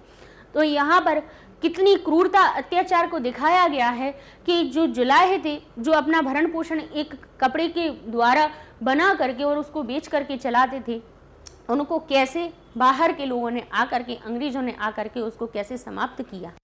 ये स्थिति ही वस्त्र विक्रय की बताई गई है कि कैसे वस्त्र विक्रय यहाँ का समाप्त हुआ और विदेशियों का बढ़ा। ठीक है ना, इसीलिए फिर स्वदेशी आंदोलन भी इसीलिए चलाया गया था कि विदेशी वस्तुओं का बहिष्कार करो, स्वयं बनाओ और स्वयं पहनो। भाई किसी का नहीं लेने देने दे रहे हो, नहीं बेचने दे रहे हो, कोई फर्क नहीं पड़ता, हम लेकिन स्वयं का बना के, खरीदने पर तो किसी का जोर नहीं चलेगा ना, हम स्वयं की चीज़ें बना करके स्वयं उपयोग करेंगे। तो स्वदेशी आंदोलन वही था, स्वावलंबी बनना यही होता है कि भाई स्वदेशी अपनाएं, कि हमारे देश में जो चीज़ें बनी हुई हैं हम उन्हीं का अपनाएंगे, उनको अपनाएंगे तो हमारे देश के ही व्यापारी बनेंगे, बाकी लोग नहीं बनेंगे। तो कौन उन्नति करेगा, हमारा देश करेगा, ना कि दूसरे का। तो ये स्वदेशी आंदोलन इसीलिए चलाया गया था। इस प्रकार से भाई बड़ी ही क्रूरता दिखाई गई है इस पाठ में लोगों की, किस किस प्रकार के थे उस समय पे, और आए थे अंग्रेज, जो कैसे उन्होंने अपने व्यापार को समाप्त करने की कोशिश की। तो यहाँ देखेंगे निर्मितान पटान यानी बने हुए कपड़ों को, शोभनम यानी अच्छा, पंचदश मुद्रा यानी पंचदश के सब, पंच यानी 5, दश का अर्थ हुआ 10, और 5 और 10 को मिलाया जाए तो कितनी हो जाती, 15 मुद्राएं। हठात यानी बलपूर्वक, हट के द्वारा, हट से। वसने, वसन क्या अर्थ होता है, वस्त्र, एक ही मात्रा सप्तमी से लगी है तो गया वसने यानी वस्त्र में, गल निबद्धे गले को बांध करके, गल हस्तेन गला पकड़ करके, हाथ के द्वारा गला पकड़ करके, कोलाहलम यानी शोर, कश यानी कोड़े से, कौशेय पटान, कौशेय का अर्थ क्या होता है, रेशमी, और लिखा है पटान यानी वस्त्रों को, सविधे यानी समीप। ठीक है, तो सरलार्थ देख लीजिए, वैसे तो हमने आपको समझा ही दिया है, फिर भी अपनी पुस्तक उठा के बैठिए, जहाँ से जहाँ तक के ये सरल अर्थ बता रहे हैं वहाँ से वहाँ तक हर एक शब्द को साथ में लिखते जाइए, आपका अर्थ साथ साथ में स्पष्ट होता जाएगा। तो संदर्भ पहले देख लेते हैं कि कहाँ की बात हो रही है। विदेशी गौरांग का जुलाहों को कम मूल्य पर वस्त्र बेचने के लिए विवश करना तथा उन पर अत्याचार करना वर्णित है इस गद्यांश में। तो सरलार्थ में जो विदेशी गौरांग है जुलाहों को लक्ष्य करके कहता है कि अरे तुम सब बनाए हुए वस्त्रों को मुझे दे दो। तो जुलाहे कहेंगे अनुचित मूल्य के कारण हम वस्त्र नहीं बनाते हैं। तो विदेशी गौरांग जो है वो कहेगा अच्छा बढ़िया वस्त्र बनाकर मुझको दो, उचित मूल्य होगा तुम्हारा, ये मुद्राएं ले लो। इस प्रकार 15 मुद्राएं दे देता है। वे नहीं लेते हैं तो बलपूर्वक उनके वस्त्र में बांधकर गले से पकड़कर निकाल देते हैं। अब इसके बाद जुलाहे कहते हैं द्वार पर स्थित होकर महाराज हम 100 मुद्राओं के मूल्य का वस्त्र 15 मुद्राओं में नहीं बनाएंगे। वैदेशी गौरांग कहेगा अपेक्षा सहित कहेगा ये कौन शोर कर रहा है, कौन शोर कर रहा है। द्वार पर जाकर गुस्से के साथ में क्या कहता है, कोड़े से उन्हें मारता है और कहता है जाओ गच्छत यानी जाओ दूसरा बढ़िया वस्त्र बनाकर लाओ। मुद्राएं फेंक कर वे चले जाते हैं। वैदेशी गौरांग कहेगा कि सेवक को लक्ष्य करके कि अरे और 3-4 जुलाहों को लेकर आओ। वह निकलकर 4 जुलाहों को लाकर महाराज से कहता है ये आ गए। तो विदेशी गौरांग कहेगा जुलाहों को लक्ष्य करके बनाए हुए रेशमी वस्त्रों को मुझे दो। तो जुलाहे कहेंगे हम वस्त्र नहीं बनाते हैं। तो विदेशी गौरांग कहेगा ये झूठ है, तुम वस्त्र बनाकर सेठ लोगों के पास जाकर बेचते हो और सभी को कोड़े से मारने के लिए डांटता है। सभी हम नहीं बनाते हैं। इस प्रकार हाथ जोड़कर कांपते हैं और सभी चले जाते हैं। अब यहाँ पर हम संधि विच्छेद देख लेते हैं। लिखा हुआ है हठात तेषाम। तो फिर से देखिए, हठ में से हठात ता को अलग करेंगे। 2 ता लिखे हुए हैं, 1 ता पंचमी विभक्ति के हिसाब से हट में लग जाएगा और तेषाम को अलग कर देंगे। आगे लिखा है पंचदश भी। अब जो पंचदश भी लिखा हुआ हो, अब और आगे कोई भी अलग शब्द समझ में आ रहा हो, जैसे रेव। रेव क्या होता है? रेव में एव तो समझ में आ रहा है। अगर रेव को हमने अलग किया, रेव को अगर तोड़ें, ये लिखा है रेव, रा को विग्रह करें तो रा अलग हो जाएगा, एव अलग निकल आएगा। तो इस रा को क्या करेंगे? बोले आधे रा को विसर्ग में बदल देंगे। तो ये होगा पंचदश भी ही और एव अलग हो जाएगा। भी ही कहाँ आया आता है? हमेशा तृतीया के बहुवचन में, किसी शब्द में। ठीक है, शब्द से पद बन जाता है वो। फिर लिखा है मुद्रा भी ही। देखिए रा आ गया रत्व का, तो हम क्या कहेंगे? 15 मुद्रा भी ही निर्मा स्वावह। ठीक है, क इमे। तो यहाँ पे क जो शब्द है, यहाँ पर किसका? विभक्ति का लोप हुआ है। मूल है के इमे, यानी कौन ये। ठीक है ना। अब लिखा है तांस, लिखा हुआ है तांस ताड़यति। तो तान, ये जो विसर्ग है, उस अनुस्वार है, उसको हम ना में परिवर्तित करके लिख देंगे तान ताड़यति। उनको ताड़ता है, उनको ताड़ित करता है, प्रताड़ित करता है, मारता है। अब यहाँ पे देखिए फिर से हो जाएगा अपरान। तो यहाँ पे ये जो ना है, जो अनुस्वार है, उसको ना में बदल देंगे। तो यहाँ से हो जाएगा त्रिचतुरान, फिर से ना में परिवर्तित हो जाएगा और ये हो जाएगा तंतुवायान, फिर से हो जाएगा और आ को अलग कर देंगे तो ये हो जाएगा आनयत। ठीक है, चलिए अब आगे देख लेते हैं पटान। फिर से ना को हलंत कीजिए, इस आधे ना को बाहर निकाल दीजिए। तो यहाँ से निर्मामह हमारा एक अलग शब्द बन जाएगा। अर्थ हो जाएगा पटान, यानी कपड़ों को निर्मामह बनाते हैं। मिथ्यैतद, ऐ की मात्रा कहाँ आती है? ऐ जो होता है, यानी किसी भी शब्द पर आपको ऐ की मात्रा दिखाई दे रही हो तो आप क्या करेंगे? बोले ये लिखा है यही, यही लिखा हुआ है, तो यहाँ से हमने इसमें से या में से ऐ को बाहर निकाला। अब जैसे ही आपने ऐ को बाहर निकाला तो वो बनता कहाँ से है? अ और ए से। कौन सी संधि है हमारी? वृद्धि संधि है। तो यहाँ पे अ हम आगे वाले को दे देंगे और ए पीछे वाले को दे देंगे। तो जो तत् लिखा था वो तो हो जाएगा ए तत्, और जो मिथ्य बचा हुआ था, या बचा हुआ था, अगर या दे दें तो ये हो जाएगा मिथ्य। तो कहेंगे आधा था, इस या से तो हमारा कुछ बोले समझ में नहीं आ रहा है, तो इसको बड़ा भी कर सकते हैं हम, तो ये हो जाएगा मिथ्या। और बोले मिथ्या और एतत् का दोनों का ही अर्थ हो जाएगा कि यह झूठ है। ठीक है ना। इस प्रकार से ये हो जाती संधि।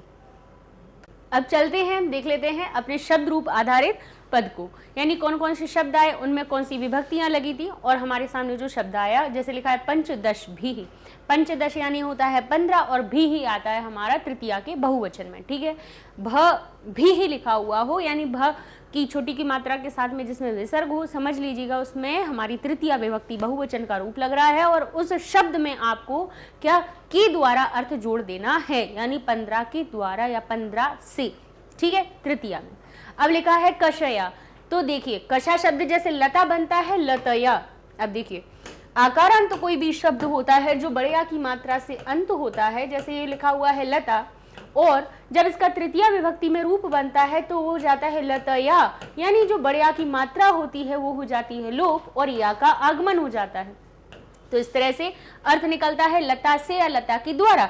तो ऐसे ही ये मूल शब्द हो गया हमारा कषा। ठीक है, जिसमें से अगर इसको तृतीया विभक्ति में बनाया जाए तो ये क्या हो जाएगा? बड़े आ की मात्रा का लोप, और ये हो जाएगा कषया। अर्थात अगर आपके सामने इस प्रकार का शब्द आता है जिसमें या का आगमन हुआ हो, समझ जाएगा वो तृतीया विभक्ति की बात हो रही है। और वैसे ही शब्द में अगर या लिखा हुआ हो, यानी या तो हो लेकिन उसमें बड़े आ की मात्रा के साथ में विसर्ग भी लगा हुआ हो, तो समझिएगा उसमें पंचमी या षष्ठी का रूप लगा हुआ है। ठीक है, तो इस प्रकार से ये हो जाता है कषया। अब लिखा हुआ है निर्मितान। अब निर्मितान शब्द कहाँ से आया है? निर्मित शब्द में जैसे बालक हो जाता है बालकान, तो निर्मित शब्द भी, निर्मित भी अकारांत शब्द हो रहा है, बालक जैसा हो रहा है, तो आन कहाँ पर आएगा? बालक में बालकान कब बनता है? द्वितीया के बहुवचन में, तो निर्मित भी निर्मितान द्वितीया के बहुवचन में बन जाता है। वयम कहाँ बनता है? वयम अस्मद के शब्द रूप में, अस्मद यानी में, इसका जब किसका प्रथमा विभक्ति का रूप बनता है अहम आवाम वयम, तो प्रथमा के बहुवचन का रूप हमारा वयम बनता है। सर्वे शब्द कहाँ आता है? सर्व शब्द में जब प्रथमा विभक्ति बहुवचन की बात होती है तो रूप कैसे बनते हैं प्रथमा विभक्ति में? सर्वः, सर्वौ, सर्वे। तो सर्वे शब्द जो होता है प्रथमा के बहुवचन में आता है, पुल्लिंग वाले में। ठीक है, तो इस प्रकार से ये हमारे शब्द हो जाते हैं। अब देख लेते हैं हम धातुएं कि निर्मामः जो हमारी धातु आई है वो कहाँ से आई हुई है। निर्मामः जो रूप बना हुआ है तो इसकी मूल धातु है मा। ठीक है, उसमें जब निर उपसर्ग लगता है तो हो जाता है निर्मा, और जब निर्मा होता है तो म कहाँ आया? कहाँ से आया कहेंगे? अब हम थोड़ा सा अपनी लट लकार की धातुओं के प्रत्ययों को याद रखेंगे तो क्या होता है? ती तह अंति प्रथम पुरुष में, सी थह थह मध्यम पुरुष में, और आमी आवह आमह, तो यहाँ पर भी हमें दिख रहा है आमह, तो अर्थ हो गया निर्मामह। कहाँ बना? उत्तम के, उत्तम पुरुष के बहुवचन में। ती तह अंति सी थह थ आमी आवह आमह, तो हम कहेंगे ये निर उपसर्ग युक्त मा जो धातु है उसमें लट लकार उत्तम पुरुष बहुवचन में ये हमारा रूप बना हुआ है। अब लिखा हुआ है दत्त, तो दा धातु का भाई इस प्रकार से रूप बना हुआ है दत्त, यानी दो ता इसके साथ में जुड़े हुए हैं। कहाँ बनते हैं इसके रूप? भाई दा धातु के रूप बहुत परिवर्तित होकर बनते हैं, इसलिए इनको हमें देखना भी जरूर है। कहीं पे ददाती, दा में एक और दा का आगमन भी हो जाता है, ददाती, ददातु, है ना। इस प्रकार से दास्यति, दास्य, कहीं पर दा का आगमन होता है मूल धातु के बाद में और कहीं नहीं भी होता है। ठीक है ना, तो यहाँ पे जो दत्त शब्द आया है वो कहाँ पर? लोट लकार के जब उसके रूप बनते हैं तब मध्यम पुरुष बहुवचन में होता है, यानी त अकेला आ रहा है, बाकी तो कोई परिवर्तन आपको दिखाई नहीं दे रहा है ना। तो ये कहाँ से आ रहा है? तो कहेंगे ये हमारा जो त है मध्यम पुरुष के बहुवचन में आता है। लोट लकार के हमने प्रत्यय याद किए हैं, तू तम अंतु अ, यानी कोई भी परिवर्तन नहीं होता मध्यम पुरुष एक वचन में। अ तम त, जो त पूरा होता है वो लोट लकार मध्यम पुरुष बहुवचन में आता है। तो ये हमारा दत्त जो रूप बना हुआ है लोट लकार से बना हुआ है। अब ऐसे ही अस्तु, अब देखिए तू आ गया तो तू से समझ जाना चाहिए कि अस मूल धातु है। तू कहाँ लगाया जाता है? मध्य जो हमारा लोट लकार होता है उसके प्रथम पुरुष एक वचन में, तू ताम अंतु, तो तू कहाँ मिला हमें? हमें जो छोटे त के साथ में जो छोटे उ की मात्रा है वो लोट लकार में मिलती है प्रथम पुरुष के एक वचन में। अब ददाती, दा धातु आ गई फिर से, ती कहाँ आएगा? ती तह अंति, कहेंगे लट लकार की बात हो रही है, लट लकार का प्रत्यय दिखाई दे रहा है हमें, तो ये लट लकार प्रथम पुरुष एक वचन का हमारा ती मिल गया। फिर से देखिए निष्कासयति, निष्कासयति कस धातु में निस उपसर्ग लग गया। मूल धातु क्या है? कस।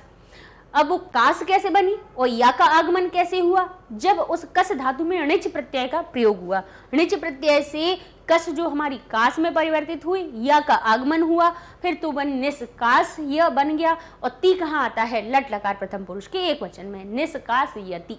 ठीक है, अब निर्मास्यामः, अब श्यामी श्यावह श्यामः आ जाए तो समझ जाएगा कि भविष्य काल की बात हो रही है। भविष्य काल के लिए हमारा लिट लकार होता है, तो लिट लकार हमारा हो गया ये, और भाई हो गया निर्माल। अब निर और मा मूल धातु है, निर उसमें उपसर्ग लगा, लिट लकार में उत्तम पुरुष बहुवचन में ही रूप बन जाएगा हमारा निर्मास्यामः। ठीक है, चलिए, क्योंकि जो श्यामी श्यावह श्यामः स्य जो होता है याद रखने के लिए हम बताते हैं कि जैसे भविष्य में हम स्य को देख लेते हैं तो वो स्य हमें दिखाई देता है, समझ जाएगा कि इसमें हमारी किसकी बात हो रही है? भविष्य काल की बात हो रही है, लिट लकार की बात हो रही है। भाई भविष्य काल को संस्कृत में किससे दर्शाते हैं? लिट लकार से। ठीक है, चलिए, अब एक और हमारी धातु आई थी विक्रीणित द्वे। विक्रीणित द्वे जो लिखा हुआ है, क्री मूल धातु होती है। क्री, क्रय जो होता है खरीदना, क्री धातु से ही बनता है। क्री का अर्थ यानी खरीदना। ठीक है, वी उपसर्ग हो गया तो विक्री हो गया यानी बेचना। अब विक्रीणित द्वे कहाँ से आया? बोले लट लकार में मध्यम पुरुष बहुवचन में, लट लकार में मध्यम पुरुष बहुवचन में। तो कह रहे हमें तो ये परस्मय पद के तो नहीं लग रहे हैं, क्योंकि परस्मय पद में लट लकार में हमें पता है तीतः अंति सी थ थ आमी आवा अमह लगाया जाता है, अर्थात ये जो द्वे लगा है तो वो कहाँ से आया होगा? बोले आया तो मध्यम पुरुष से ही है, लेकिन लट लकार से ही आया है, लेकिन ये परस्मय पद के हिसाब से ना बन के आत्मनेपद के रूप के अनुसार बना हुआ है।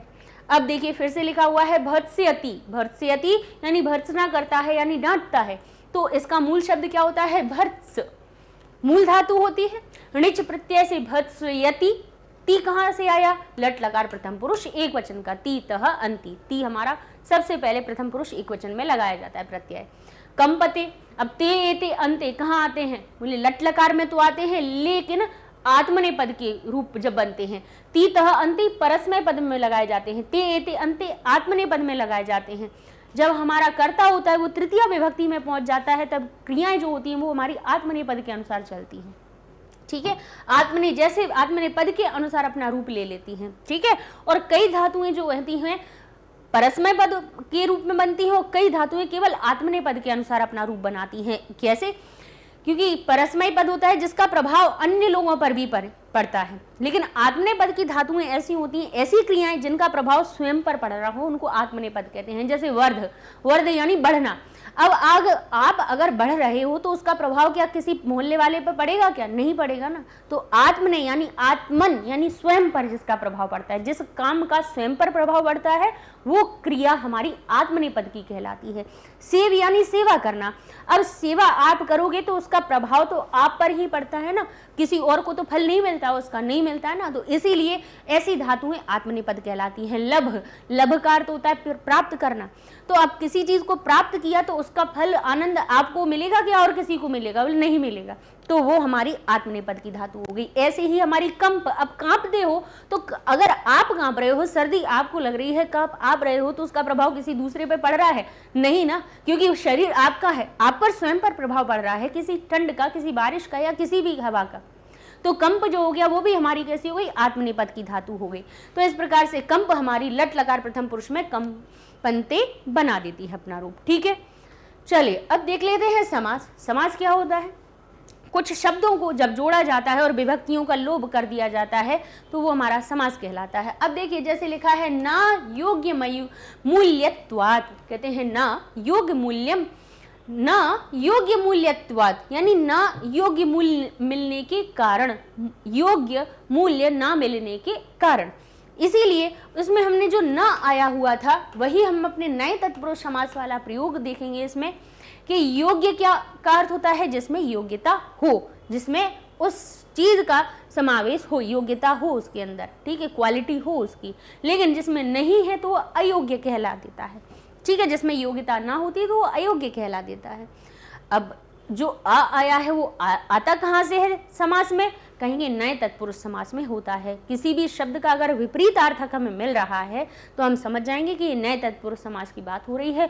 विग्रह करते समय कुछ नहीं करना है, सिर्फ हमें उस आ को हटा करके न में परिवर्तित करके लिख देना है और हमारा समास विग्रह हो जाएगा। ठीक है, लिखा है अयोग्य मूल्यत्वात्, तो अ को अलग करेंगे, न में परिवर्तित करेंगे और योग्य मूल्यत्वात् को अलग कर देंगे और हमारा ये विग्रह हो जाएगा। ठीक है, न सत्य लिखा हुआ है। अब आपसे न सत्य लिख दिया गया, कह दें अगर आपसे कि इसको आप क्या कीजिए? समास कीजिए, अर्थात इसको एक पद बनाइए, समीप में लाइए, संक्षिप्त करिए, इसको छोटा कीजिए। तो कैसे करेंगे? न को आ में परिवर्तित करके सत्य जोड़ देंगे और ये असत्य बन जाता है। ठीक है, सत्य का असत्य हो जाता है, सत्य का असत्य हो जाता है। ठीक है, इस प्रकार से।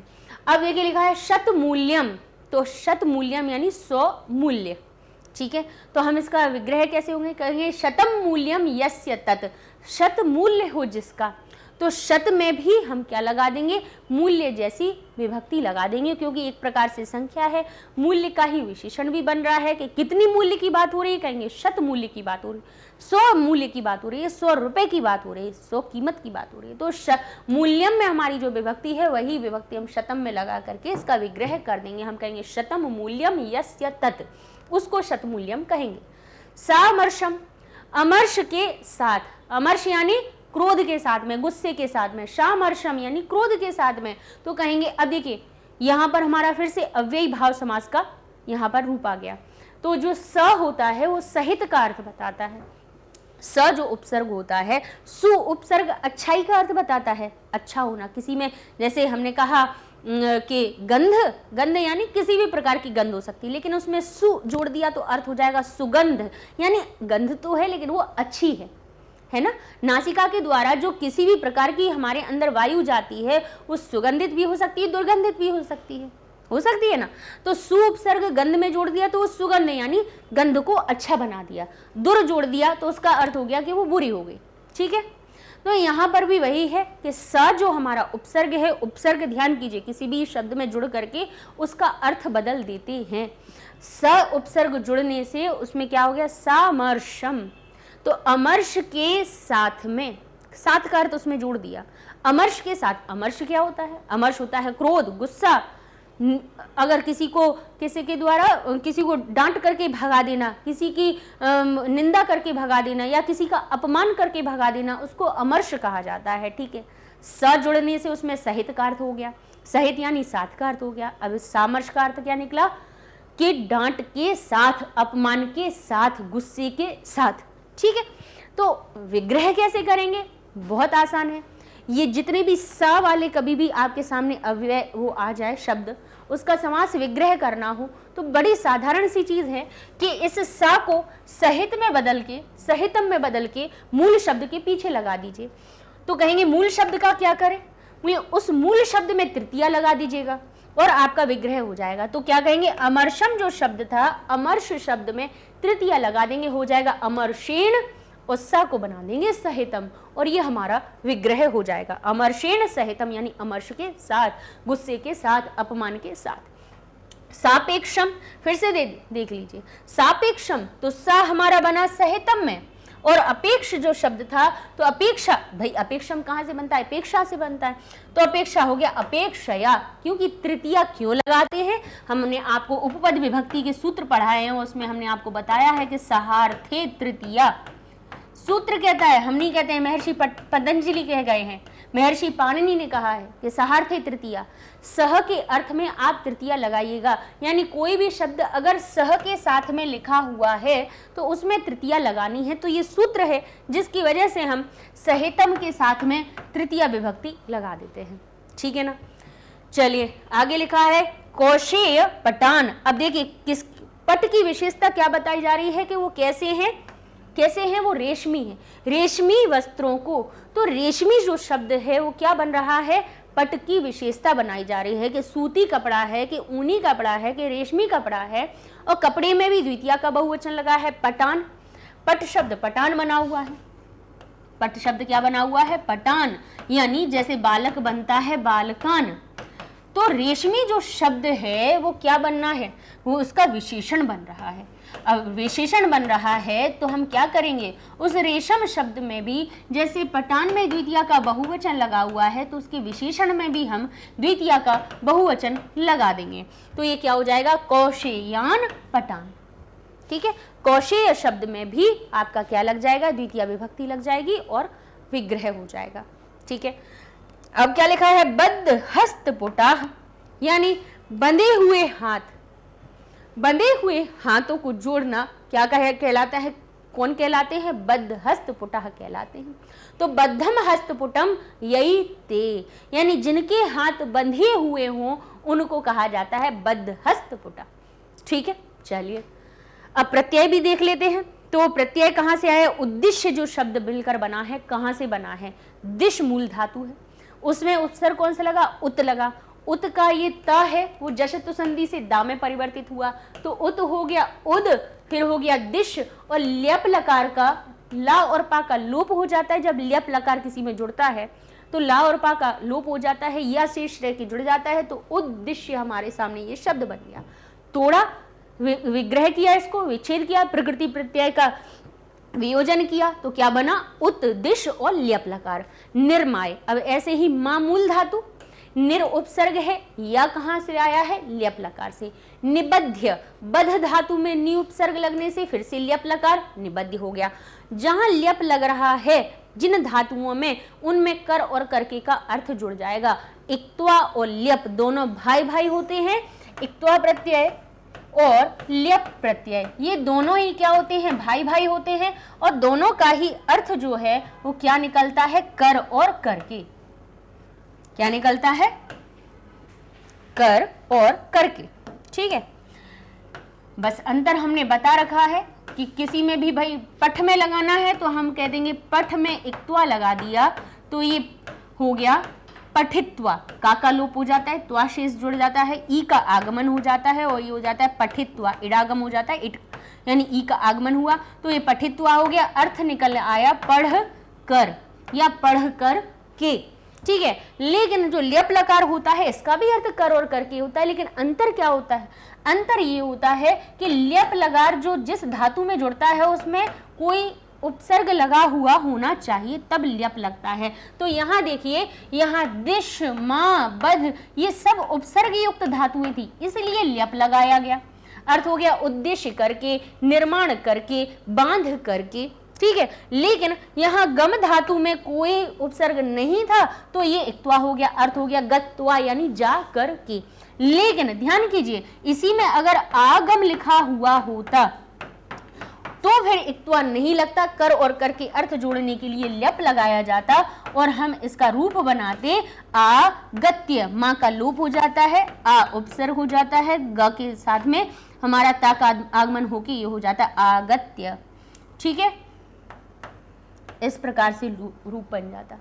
ठीक है ना, तो याद समझ में आ गई आपको कि ये जो ल्यप और इक्त्वा प्रत्यय होते हैं करते क्या है, कर और करके का अर्थ जोड़ देते हैं, लेकिन कोई उपसर्ग युक्त धातु होती है तो उसमें कर और करके का अर्थ जोड़ने के लिए ल्यप लगाते हैं और बिना उपसर्ग की मूल धातु में आपको इक्त्वा प्रत्यय लगाना होता है। ठीक है, चलिए तो यहाँ पे देखें प्रक्षिप, तो छिप मूल धातु है, प्र उपसर्ग है उसमें तो ल्यप लकार लगा दिया। निर्गत्य, जो तक कहाँ से आया, गत कहाँ से आ रहा है, बोले गम धातु का परिवर्तन होता है तो गम धातु में निर उपसर्ग लगा दिया तो हो गया निर्गम, और या कहाँ से आया है, ल्यप लकार से, तो ये रूप हमारा बन जाता है निर्गत्य, आगत्य। ठीक है, और अकेला गम में तो गत्वा बन जाता है सीधा। अब देखते हैं समागता, समागता जो शब्द है वो कहाँ से बना, सम और ग जो है वो गम धातु का होता है, ग कहीं पे लिखा है, गत लिखा है, गम लिखा है, कुछ भी लिखा हुआ हो समझ जाना, ग जो आया है वो गम धातु का आया है, तो ये गम धातु। अब उसके पहले पहले क्या लिखा है, बोले समा लिखा हुआ है, ग के पहले क्या है, समा, तो कहेंगे समा कोई उपसर्ग नहीं होता, सम उपसर्ग होता है और आ उपसर्ग होता है, आंग उपसर्ग होता है, वैसे तो इंगा का लोप हो जाता है। ठीक है, तो हमने कहा सम और आ दो उपसर्ग मिलकर गम धातु में तो समागत, समागम हुए, समागम में फिर जब एक तो हो गया तो हो गया समागत, माँ का लोप हो गया, समागत बन गया। अब समागत को जब प्रथमा विभक्ति बहुवचन में रूप बनाएंगे तो हो जाएगा समागता। ठीक है, अभिलक्ष्य, लक्ष्य मूल धातु में अभी उपसर्ग लग जाने से या कहाँ से आया, ल्यप लकार से। ताड़, ये तुम कहीं देखिए समझ जाएगा, ये तुमन प्रत्यय की बात हो रही है, ताड़ मूल धातु है, तुमन प्रत्यय बन जाने से ताड़ ये तुम बन जाता है।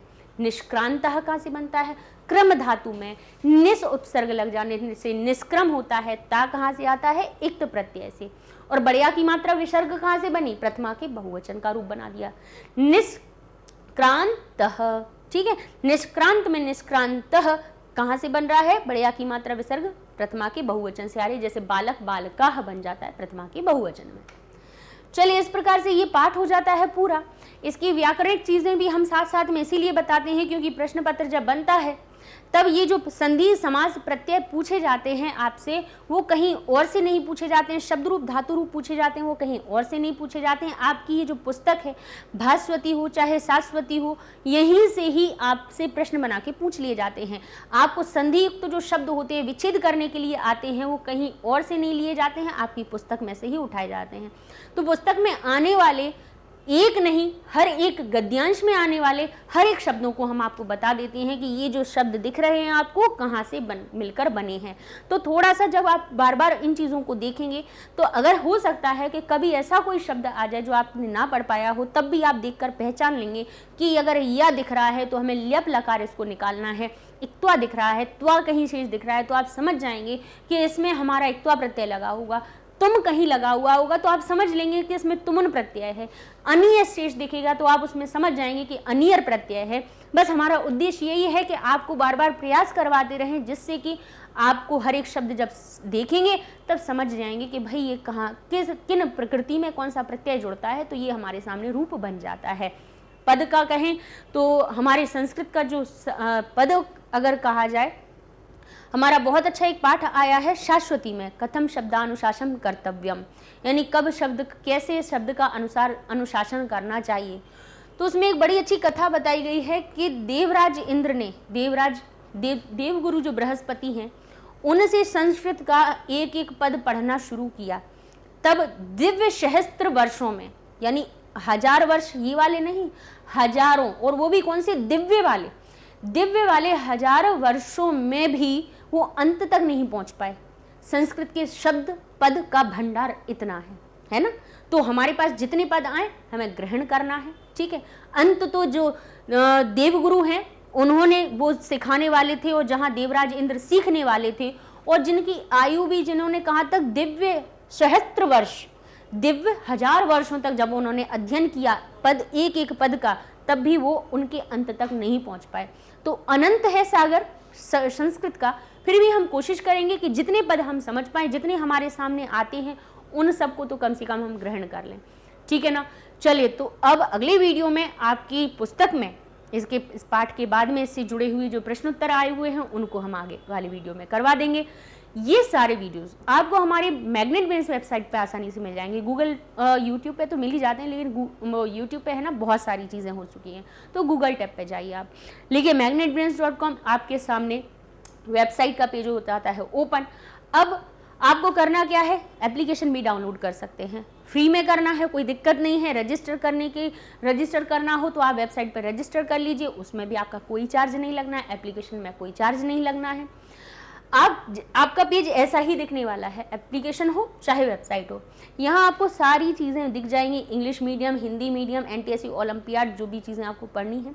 आप इंग्लिश मीडियम में गए तो आपने 11th क्लास को क्लिक किया, तो आपके सामने 11th क्लास की ना केवल संस्कृत, जितने भी सब्जेक्ट की जो चीज़ें बन चुकी हैं उन सब के यहाँ पे दिए हुए हैं बॉक्सेस।